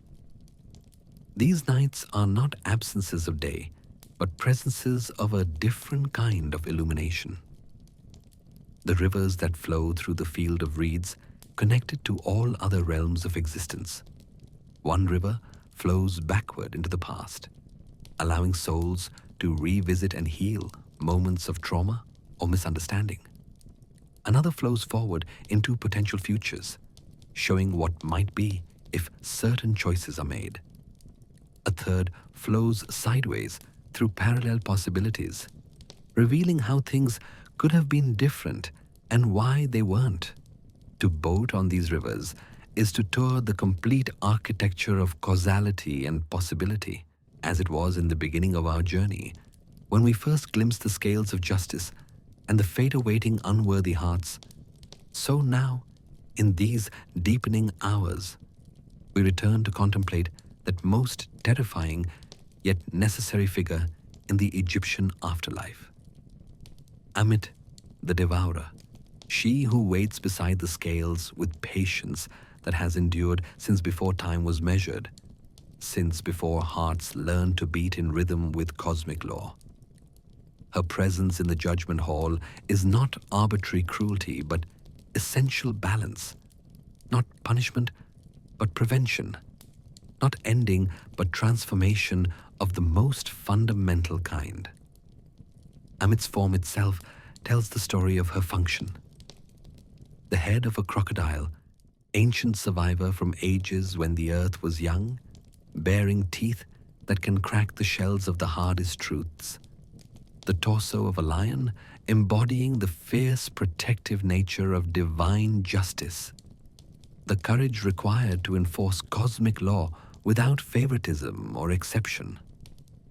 The hindquarters of a hippopotamus, that creature Egyptians feared more than any other, representing their inexorable weight of consequence, the impossibility of escaping the results of one's moral choices. Each part of her hybrid form serves a specific purpose in the economy of cosmic justice, each aspect necessary for the complete fulfillment of her role. She does not hunger in any sense that mortal creatures understand hunger. Her appetite is not for sustenance, but for balance, not for satisfaction, but for the maintenance of cosmic equilibrium. When she consumes a condemned heart, she is not feeding herself, but feeding the universe's need for moral coherence, its requirement that actions have consequences, that the weight of wrongdoing cannot accumulate indefinitely without resolution. She is the universe's way of preventing moral entropy, of ensuring that corruption does not spread through the realms of the dead like poison through a body. The space around Ammit vibrates with a particular quality of inevitable conclusion.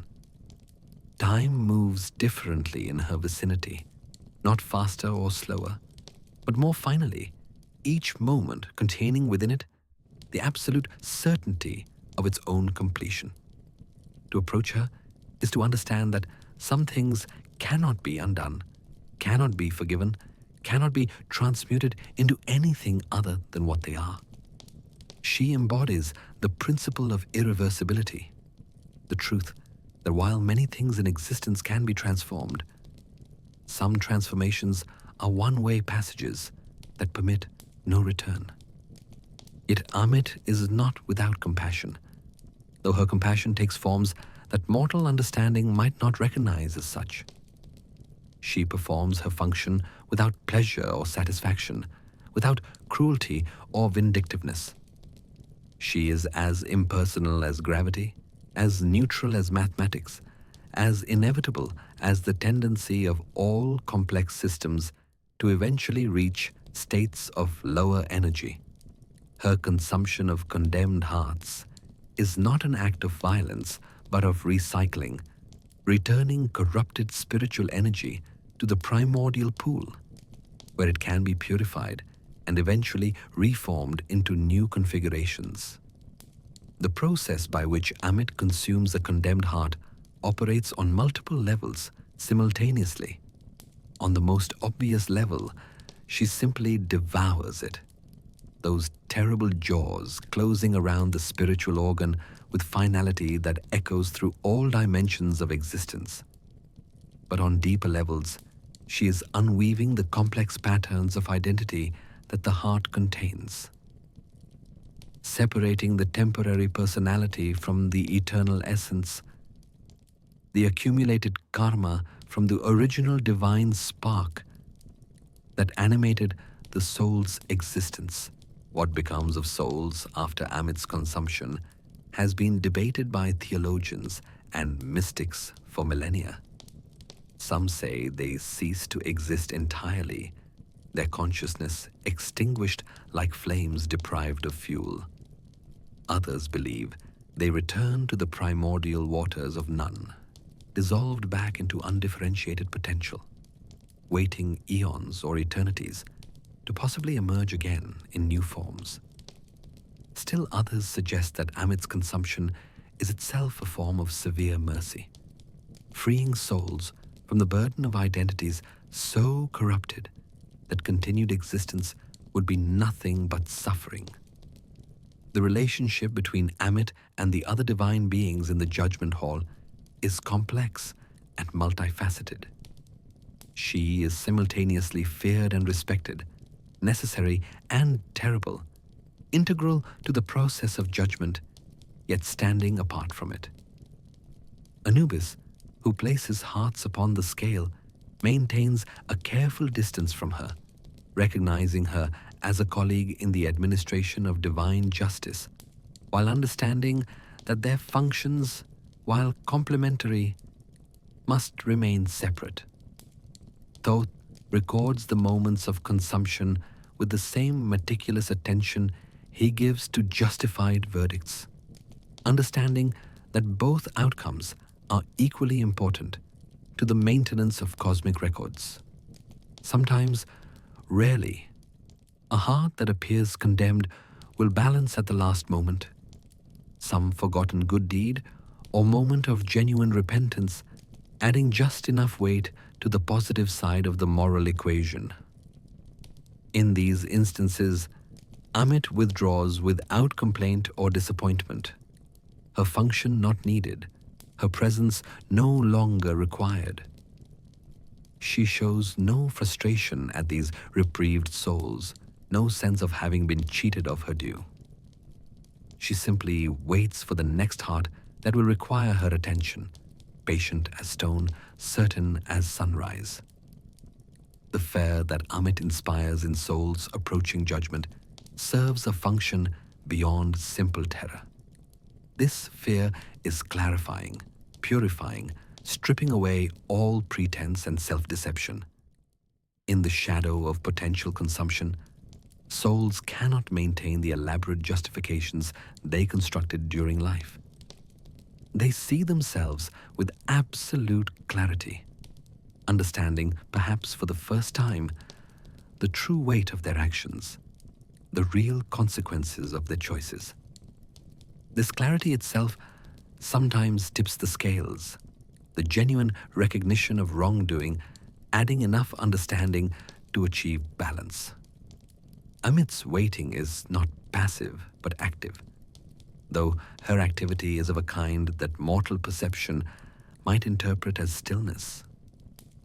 She is constantly reading the moral currents that flow through the judgment hall, sensing the approach of souls whose hearts carry the particular weight of irredeemable corruption.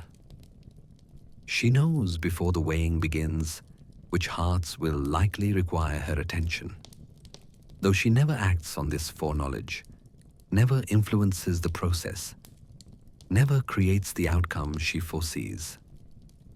The chamber where Ammit dwells when not attending weighings is a place few beings, even gods, choose to visit. It exists in the deep foundations of the underworld, where the architecture of divine justice intersects with the raw forces of cosmic necessity.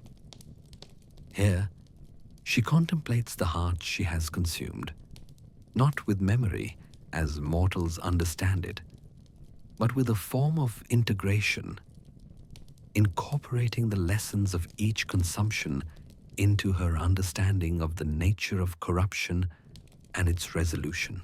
In this chamber, the walls are inscribed with the true history of moral failure, not the specific sins of individual souls, but the patterns that repeat across all existence. The tendency of power to corrupt, the way fear breeds cruelty, the manner in which small compromises accumulate into great corruptions. These inscriptions are not static, but constantly updating, adding new variations on ancient themes as souls continue to find new ways to fail the test of Ma'at. Ammit studies these patterns not to judge, but to understand, to comprehend the full spectrum of moral failure so that her consumption can be precisely calibrated to each unique form of corruption. The relationship between Ammit and Ma'at herself is perhaps the most profound in all the divine hierarchy. Ma'at, the goddess of truth, justice, and cosmic order, recognizes in Ammit not a servant, but a necessity, not a subordinate, but a fundamental aspect of her own nature. For justice without consequence is merely suggestion, and order without enforcement is merely hope. Ammit embodies the certainty that cosmic law is not optional, that the universe's moral structure has teeth, quite literally, that will enforce its requirements regardless of any soul's opinion about their fairness. There are stories, whispered in the deepest recesses of the house of life, of times when Ammit has refused to consume a heart that was clearly condemned by the scales. These rare instances are said to occur when the corruption in a heart is of such a unique nature that its consumption would actually damage the cosmic order rather than preserve it. In such cases, Alternative punishments must be devised, sentences that isolate these dangerous souls from the rest of existence without destroying them, creating pockets of contained corruption that serve as warnings about the far boundaries of moral failure. The priests who serve in temples dedicated to the judgment of the dead must undergo special preparations to even speak Ammit's name in ritual contexts. They fast not from food, but from judgment, spending days refusing to form opinions about anything they observe, training themselves to see without evaluating, to witness without weighing. Only when they have achieved this state of perfect neutrality can they invoke Ammit's presence in ceremonies designed to remind the living of the consequences that await unrepentant wrongdoing. Children in ancient Egypt were told stories of Ammit not to terrorize them, but to help them understand that actions have weight, that choices create consequences, that the universe itself keeps accounts that must eventually balance. These stories always emphasized that Ammit was not waiting eagerly for hearts to devour, but waiting hopefully for hearts that would not require devouring. That her greatest satisfaction would be never needing to perform her function at all. The artistic representations of Ammit in tomb paintings and papyri are never casual or decorative. Each image is a meditation on necessity, a visual prayer for moral strength, a reminder painted in pigments ground from minerals that themselves underwent transformation through pressure and time. The artists who created these images often reported dreams in which Ammit appeared not as monster, but as teacher, showing them through visions how corruption spreads when unchecked, how mercy without justice becomes enablement of evil, how even divine love must sometimes take the form of ending rather than continuation. As our contemplation of Ammit deepens in these late hours of our journey, we begin to understand that she represents something fundamental about the nature of existence itself. The principle that not all things are meant to continue, that some patterns must be broken rather than perpetuated, that destruction can be as sacred as creation when it serves the greater harmony of existence. She is the universe's recognition of its own capacity for error, its mechanism for preventing those errors from becoming permanent features of reality. The sound of Ammit's breathing, for she does breathe despite needing no air, creates a rhythm in the judgment hall that affects all other activities. The scales adjust their sensitivity to this rhythm. The gods time their pronouncements to its cadence.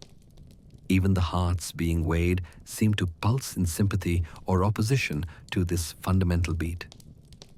It is the rhythm of necessary endings, of conclusions that make new beginnings possible, of death that serves life by preventing the accumulation of spiritual toxins that would poison eternity itself.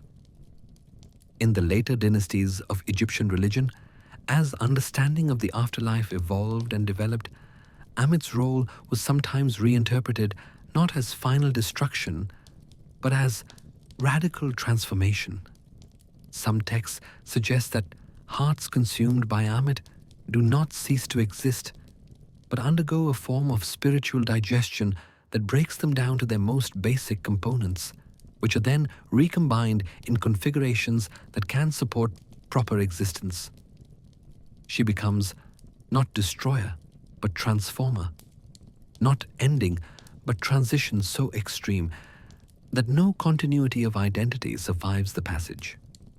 The offerings made to Ammit in temple rituals were unique among divine offerings.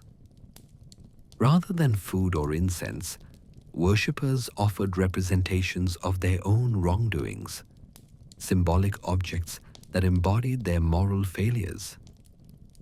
These would be ritually destroyed, the destruction serving as a kind of practice consumption, allowing the worshipper to experience in small scale what complete consumption by Ammit would mean.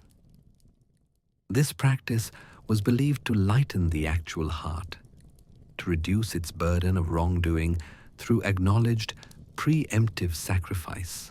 Now, as our long journey through the Egyptian night begins its slow turn toward completion, though completion in these mysteries is always also beginning, we find ourselves observing how all these separate threads, Ra's journey, the weighing of hearts, Osiris's judgment, the secret names, the Book of the Dead, the field of reeds, and Ammit's necessary presence, weave together into a single tapestry of meaning, a unified vision of death, not as ending, but as transformation, not as punishment, but as continuation of the cosmic order that governs all existence.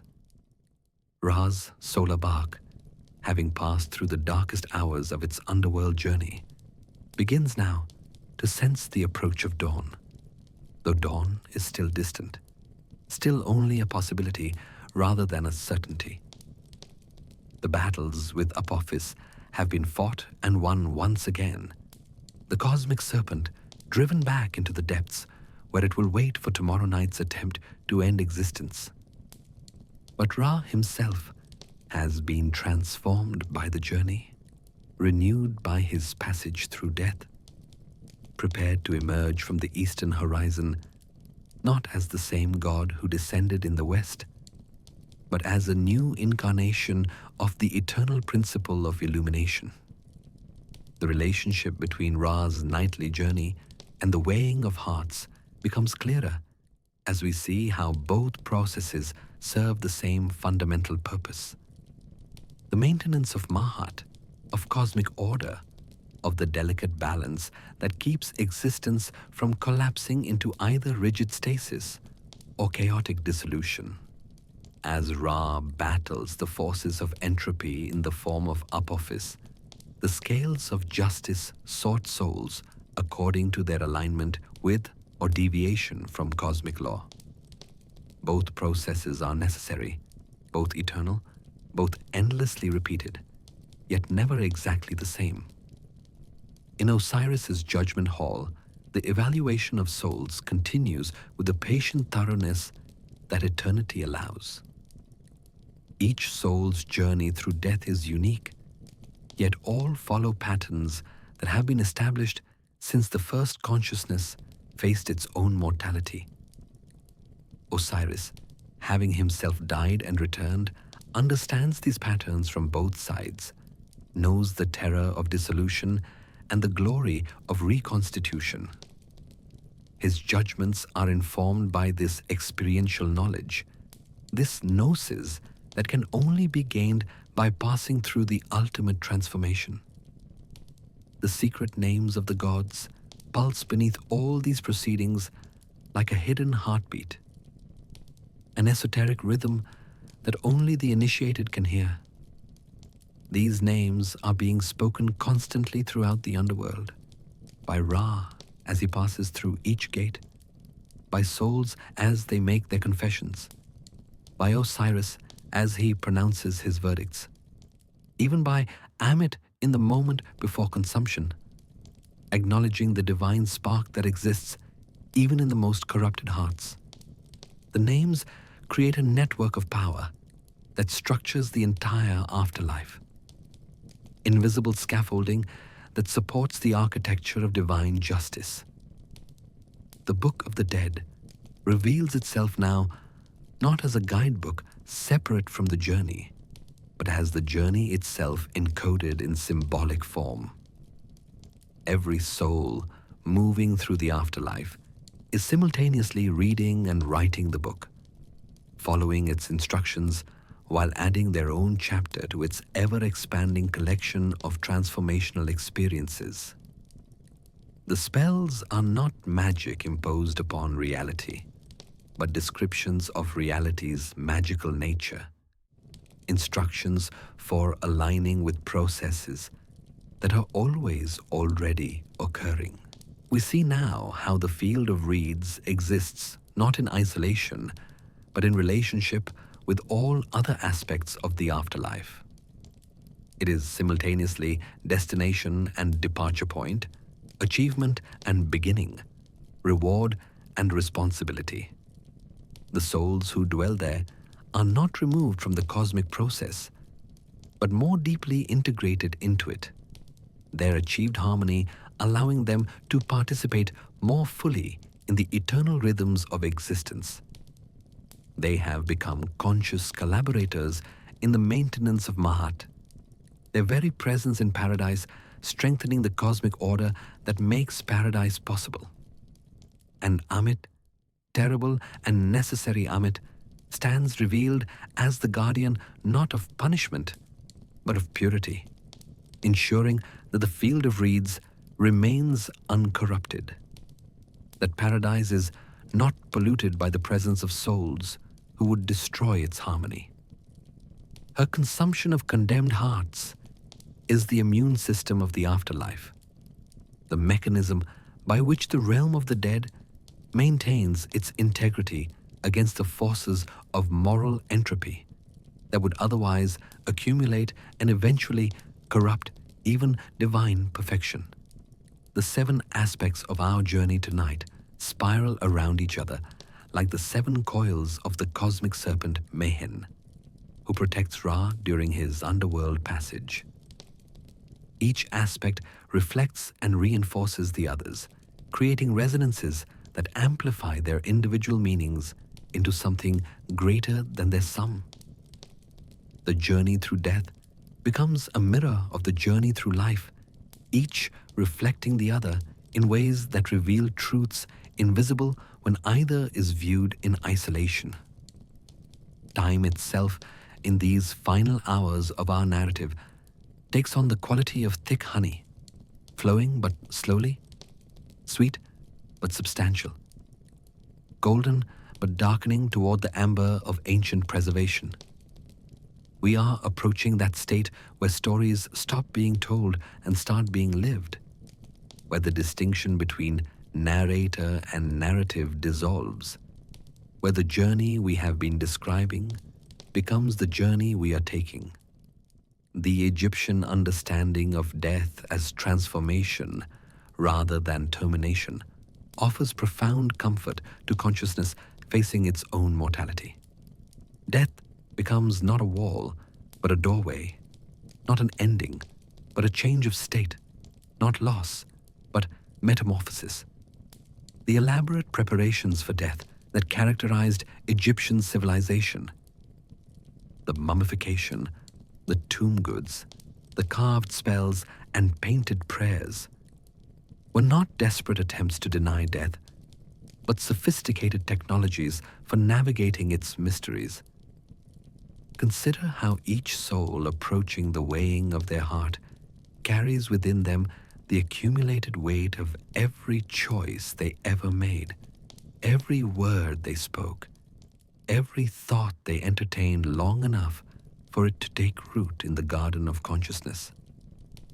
The scales of Mahat do not judge these accumulations by human standards of good and evil, but by cosmic standards of harmony and discord, integration and alienation, truth and delusion.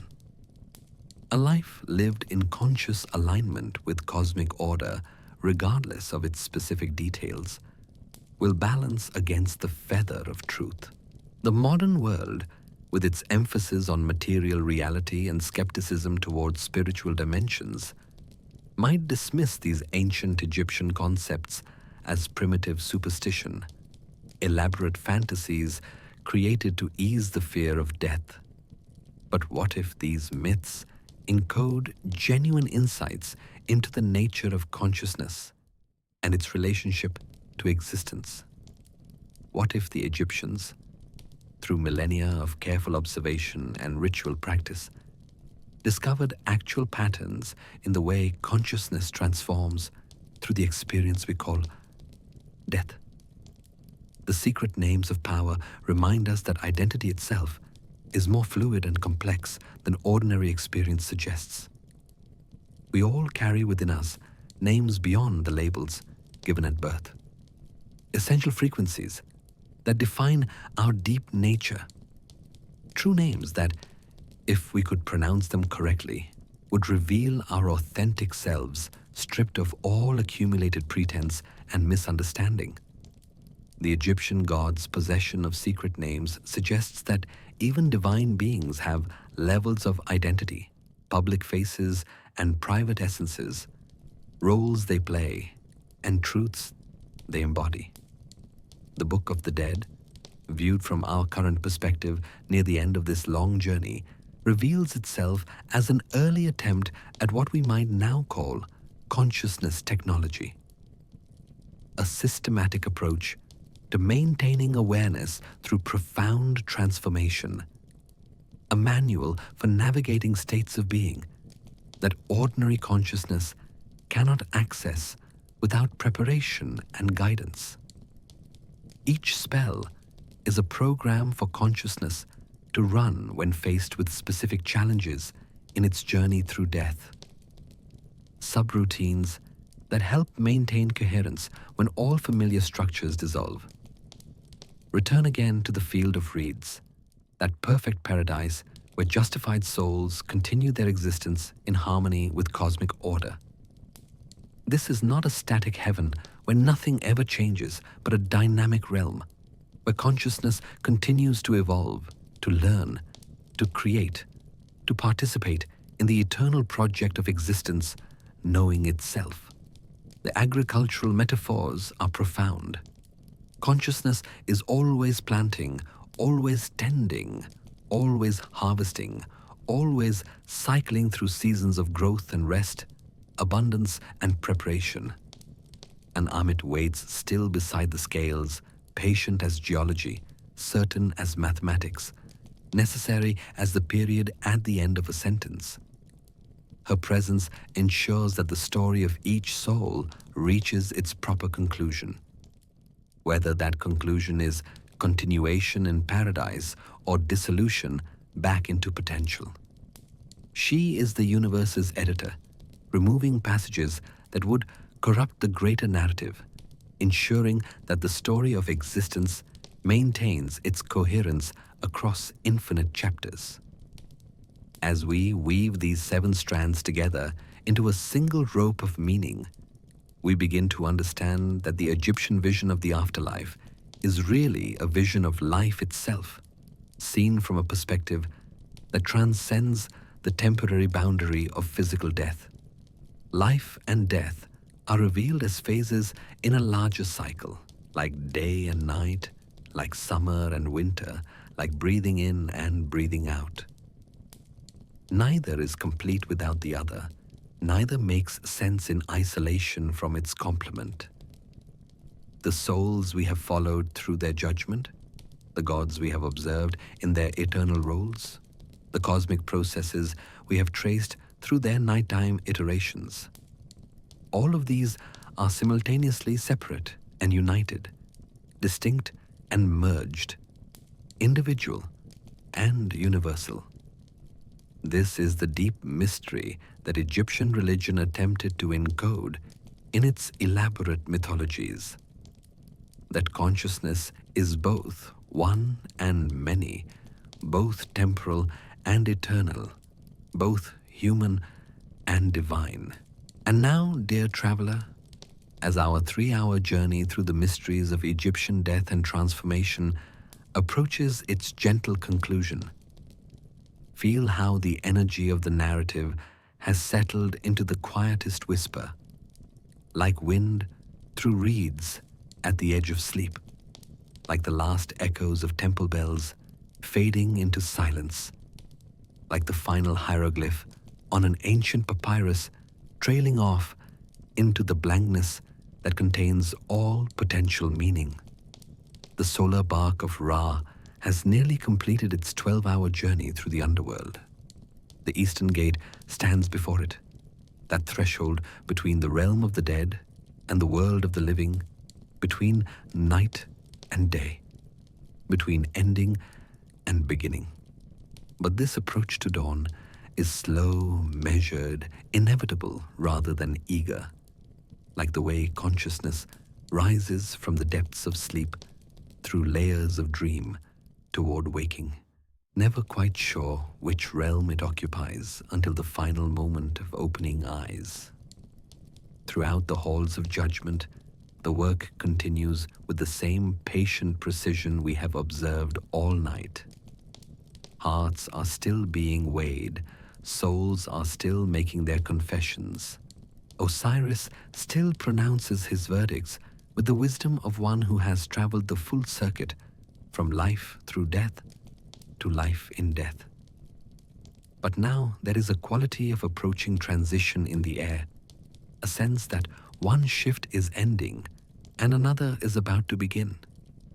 Though in the eternal realms, these shifts are more like breathing than like changing, more like the turn of a wheel that has no beginning or end. The secret names of the gods continue to pulse through the infrastructure of divine reality, but their frequency has shifted to match the approaching dawn, becoming slightly brighter, slightly warmer, preparing for the moment when they will need to support the weight of a new day's creation. These names are being whispered now by the souls in the field of reeds as they begin their eternal morning's labor, each utterance a prayer and a participation, a recognition and a reinforcement of the divine order that makes their paradise possible. In the field of reeds itself, that eternal paradise we have explored in such detail, the justified souls sense the approaching return of Ra to the world above.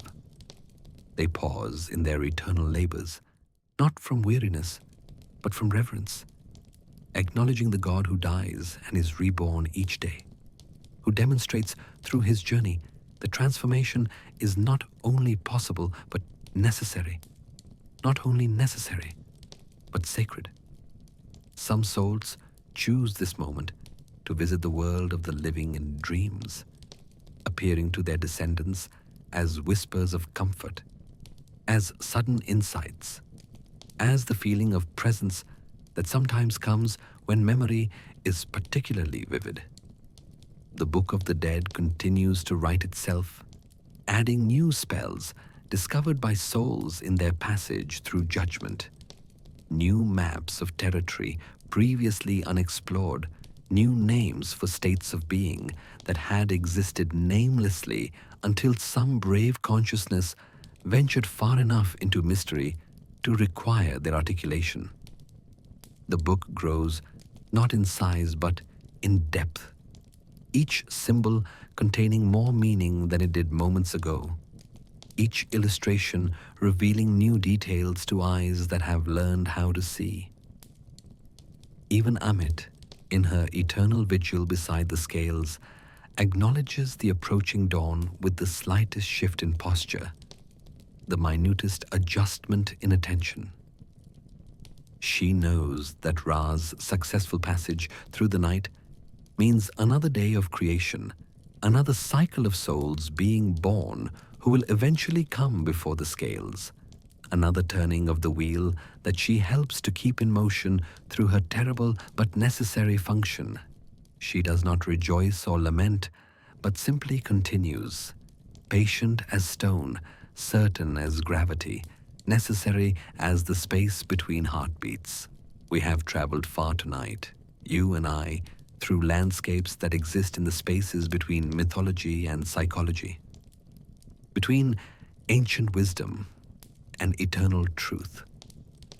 We have witnessed the judgment of souls and the transformation of gods, have learned the weight of hearts and the lightness of truth, have seen how death and life are not opposites, but partners in an eternal dance that neither leads nor follows, but simply continues, simply persists, simply is. The Egyptian vision of death that we have explored is simultaneously specific to its culture and universal in its insights. Every human society has grappled with the mystery of mortality. has created elaborate systems to explain what happens when consciousness appears to cease, when the animating principle withdraws from flesh and bone. But the Egyptians, perhaps more than any other civilization, made death the center of their cultural contemplation, not from morbidity, but from a recognition that understanding death is the key to understanding life. Consider how the weighing of the heart speaks to universal human anxieties about judgment, about whether our lives have mattered, about whether our choices have aligned with some cosmic standard that transcends personal opinion or cultural convention.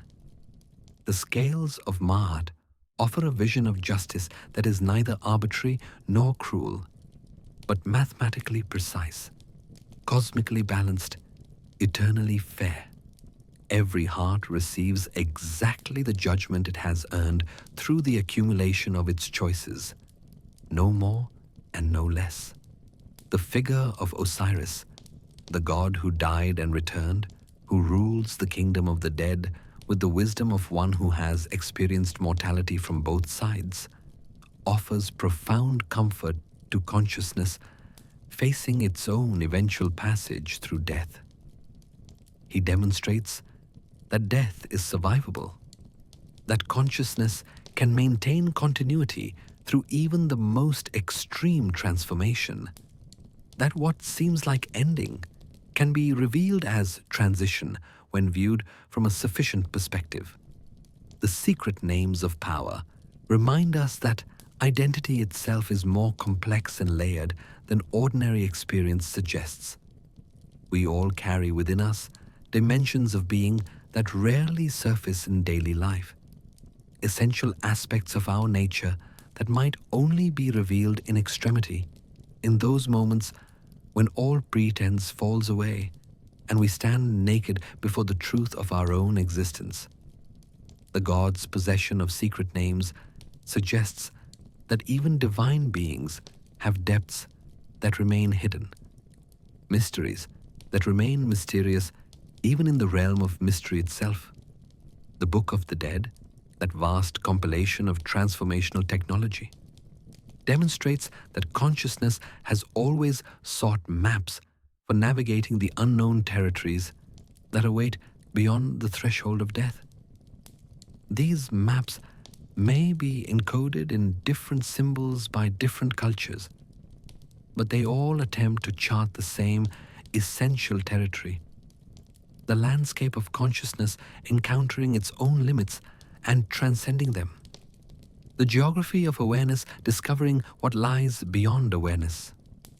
The field of reeds offers a vision of paradise not as static perfection, but as dynamic harmony, not as rest from labor, but as labor transformed into joy, not as escape from existence, but as existence purified and elevated to its essential nature. This paradise is simultaneously universal and personal, the same for all souls, yet unique to each soul, infinite in its extent, yet intimate in its accommodation of individual consciousness.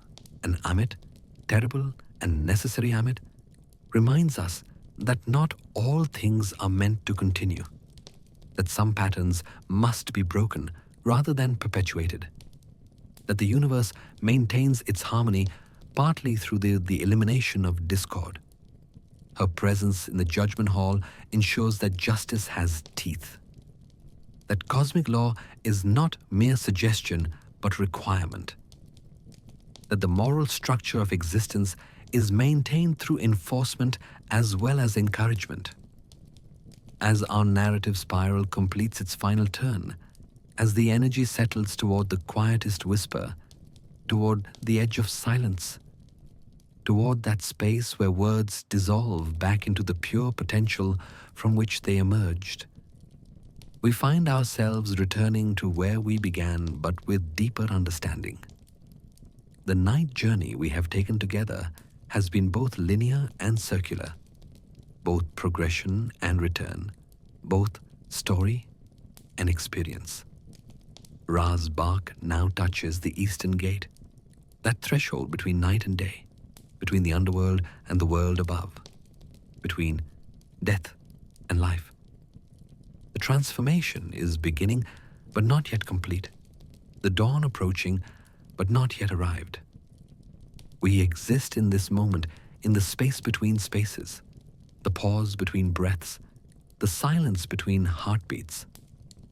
This is the moment when all possibilities exist simultaneously, when the night's journey is both completed and eternal, when the story we have told is both finished and just beginning. Feel now how your consciousness has been carried by these words, through cycles within cycles, through chambers of meaning that opened onto other chambers, through mysteries that revealed themselves only to lead to deeper mysteries. The Egyptian gods and their eternal drama have served as vehicles for your own journey into the depths of night, into the questions that arise when ordinary consciousness begins to dissolve into something larger, older, more essential. The whisper continues to fade, becoming quieter than breath, quieter than thought, quieter than the space between thoughts. Yet, in this ultimate quietness, everything we have explored tonight continues to exist, continues to unfold, continues to transform. Ra will complete his journey and begin it again. Hearts will be weighed and judgment will be pronounced. Osiris will reign in his hall of truth. The field of reeds will flourish with eternal harvest. Ammit will wait with infinite patience. The story will continue because the story has no end. Only transformation, only turning, only the eternal spiral of consciousness exploring itself through infinite variations.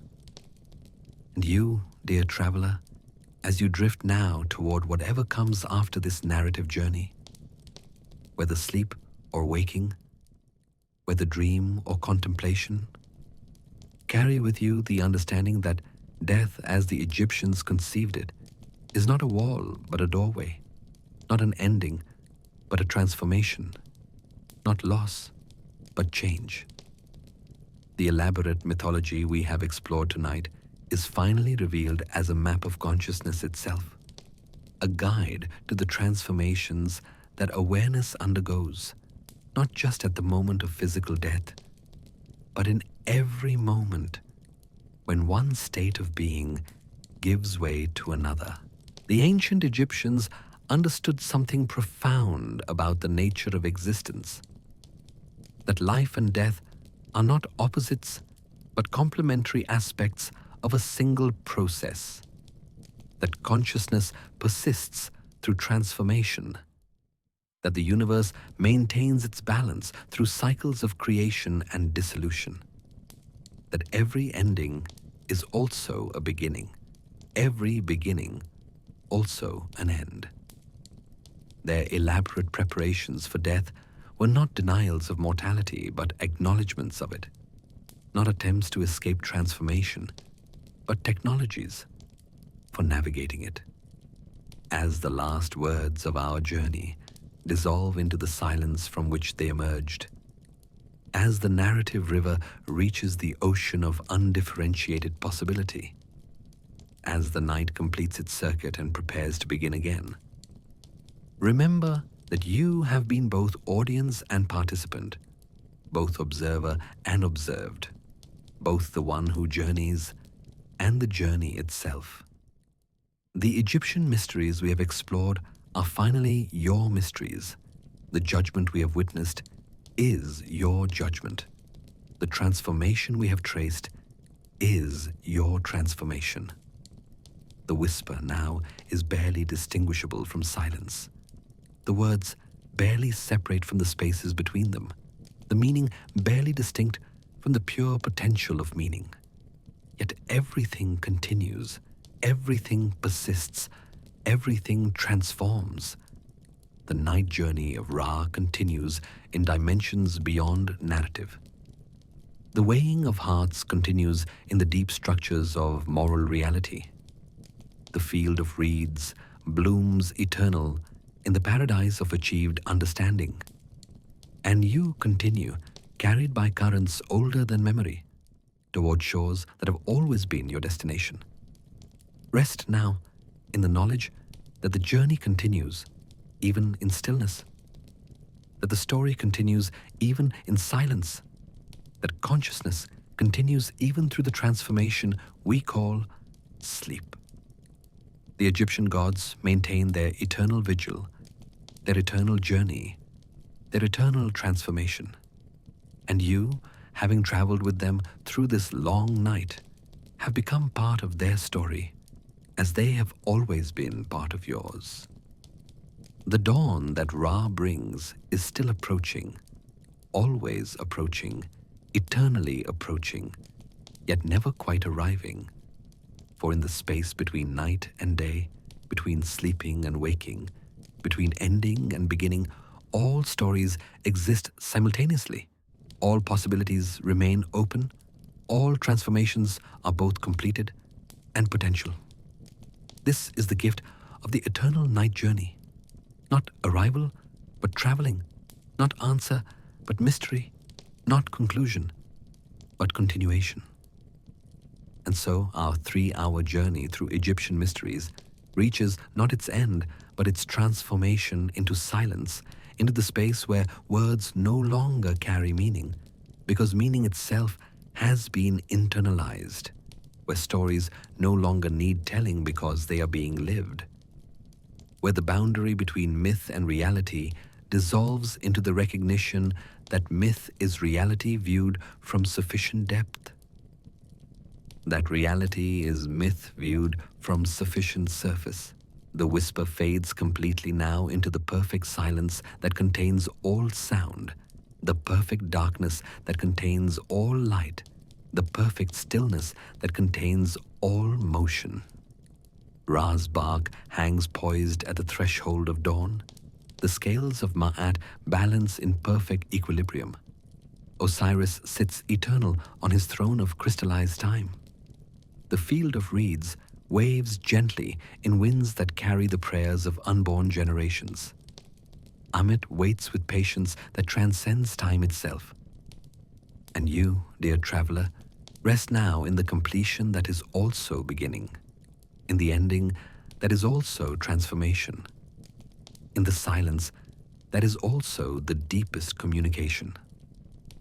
The journey through the Egyptian underworld has been simultaneously outward into ancient mythology and inward into the timeless structures of your own consciousness.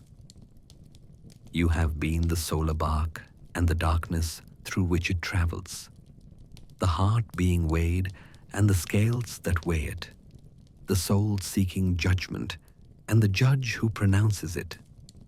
Sleep now, if sleep is where you're heading, carrying with you the mysteries we've explored, the transformations we've witnessed, the eternal cycles we've traced through their nocturnal iterations. Or wake, if waking is your destination, carrying the same mysteries now internalized, the same transformations now understood, as metaphors for the constant changes of consciousness, the same eternal cycles recognized in the rhythm of your own breath, your own heartbeat, your own journey through the days and nights of existence.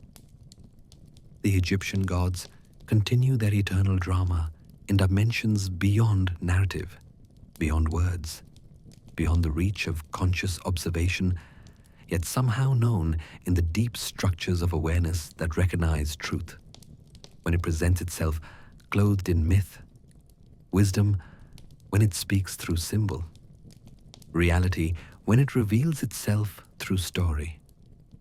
You have been their witness tonight, and through witnessing have become part of what you witnessed, have added your consciousness to the eternal record, have contributed your attention to the ongoing creation and maintenance of these mysteries. The silence deepens beyond silence into something that has no name, because it exists before naming, No quality because it exists before qualification. No presence because it exists before the distinction between presence and absence. Yet it is full, pregnant with possibility, rich with potential, complete in its emptiness. This is the silence from which all stories emerge and to which all stories return. The darkness from which all light is born and to which all light travels. The mystery from which all understanding crystallizes and into which all understanding dissolves. Here, at the end, that is not ending. At the conclusion, that is transformation. At the silence that is the deepest speech, our journey through the Egyptian night completes its circuit. Ra emerges from the eastern gate transformed, renewed, prepared to illuminate another day of creation. The scales of Ma'at reset for the next heart's weighing. Osiris prepares to receive new souls into his hall. The field of reeds readies itself for new inhabitants. Ammit continues her eternal vigil, and you continue, changed by the journey, carrying within you now the maps of transformation, the technologies of consciousness, the mysteries of death that are the mysteries of life viewed from the necessary distance. The story ends where all true stories end, not with conclusion, but with continuation, not with answers, but with deeper questions, not with arrival, but with the recognition that every arrival is also a departure, every ending also a beginning, every death also a birth into something new, something different, something that can only be known by those who have made the journey through the night and emerged, transformed into whatever dawn awaits beyond the narrative, beyond the words, beyond even the silence that follows the words, into the eternal mystery that is consciousness itself, contemplating its own nature through the stories it tells itself about itself, in the deep night when all boundaries dissolve and all possibilities converge into the single point of now. Here, this moment of perfect completion, that is also perfect potential, perfect ending, that is also perfect beginning, perfect silence that contains all possible sounds, all possible stories, all possible transformations. Rest now. The journey continues in dimensions beyond words. The Egyptian night is eternal and always ending, always beginning. You have traveled it well. You have witnessed the mysteries. You have been witnessed by them. The transformation is complete and eternal and always just beginning. Rest now in the peace of that knowledge, in the comfort of that mystery, in the embrace of that eternal night that is also eternal dawn, that eternal judgment that is also eternal mercy, that eternal ending that is also eternal continuation. The silence is complete. The journey continues. The mystery deepens. The dawn approaches. The night persists. All is well in the halls of judgment, in the field of reeds, in the secret chambers where gods speak their true names into the darkness, and the darkness responds with light too subtle for mortal eyes, but perfect for the eyes you are developing through this long exposure to mystery. These 3 hours of gentle descent into the depths where Egyptian gods weave the eternal story of consciousness, discovering itself through the drama of death and transformation. Rest, dream, transform, continue. The journey is complete. The journey has just begun. Both are true, neither is true. All is true in the realm where we have traveled tonight, where you traveled still in dimensions beyond this narrative, where you will always be traveling because the journey through mystery has no end, only deepening, only transformation, only the eternal spiral of consciousness exploring itself through infinite variations on the eternal themes of life, death, transformation, and return. The final whisper dissolves into perfect silence. Perfect silence reveals itself as the first whisper of the next story, the next journey, the next transformation. The Egyptian gods smile their eternal smiles, knowing that another soul has made the journey, has witnessed the mysteries, has been transformed by the witnessing. You are that soul. You have always been that soul. You will always be that soul. The journey is eternal. The transformation is complete. The silence is perfect. The story continues beyond words, beyond silence, beyond even the beyondness of beyond, into the pure mystery that needs no name.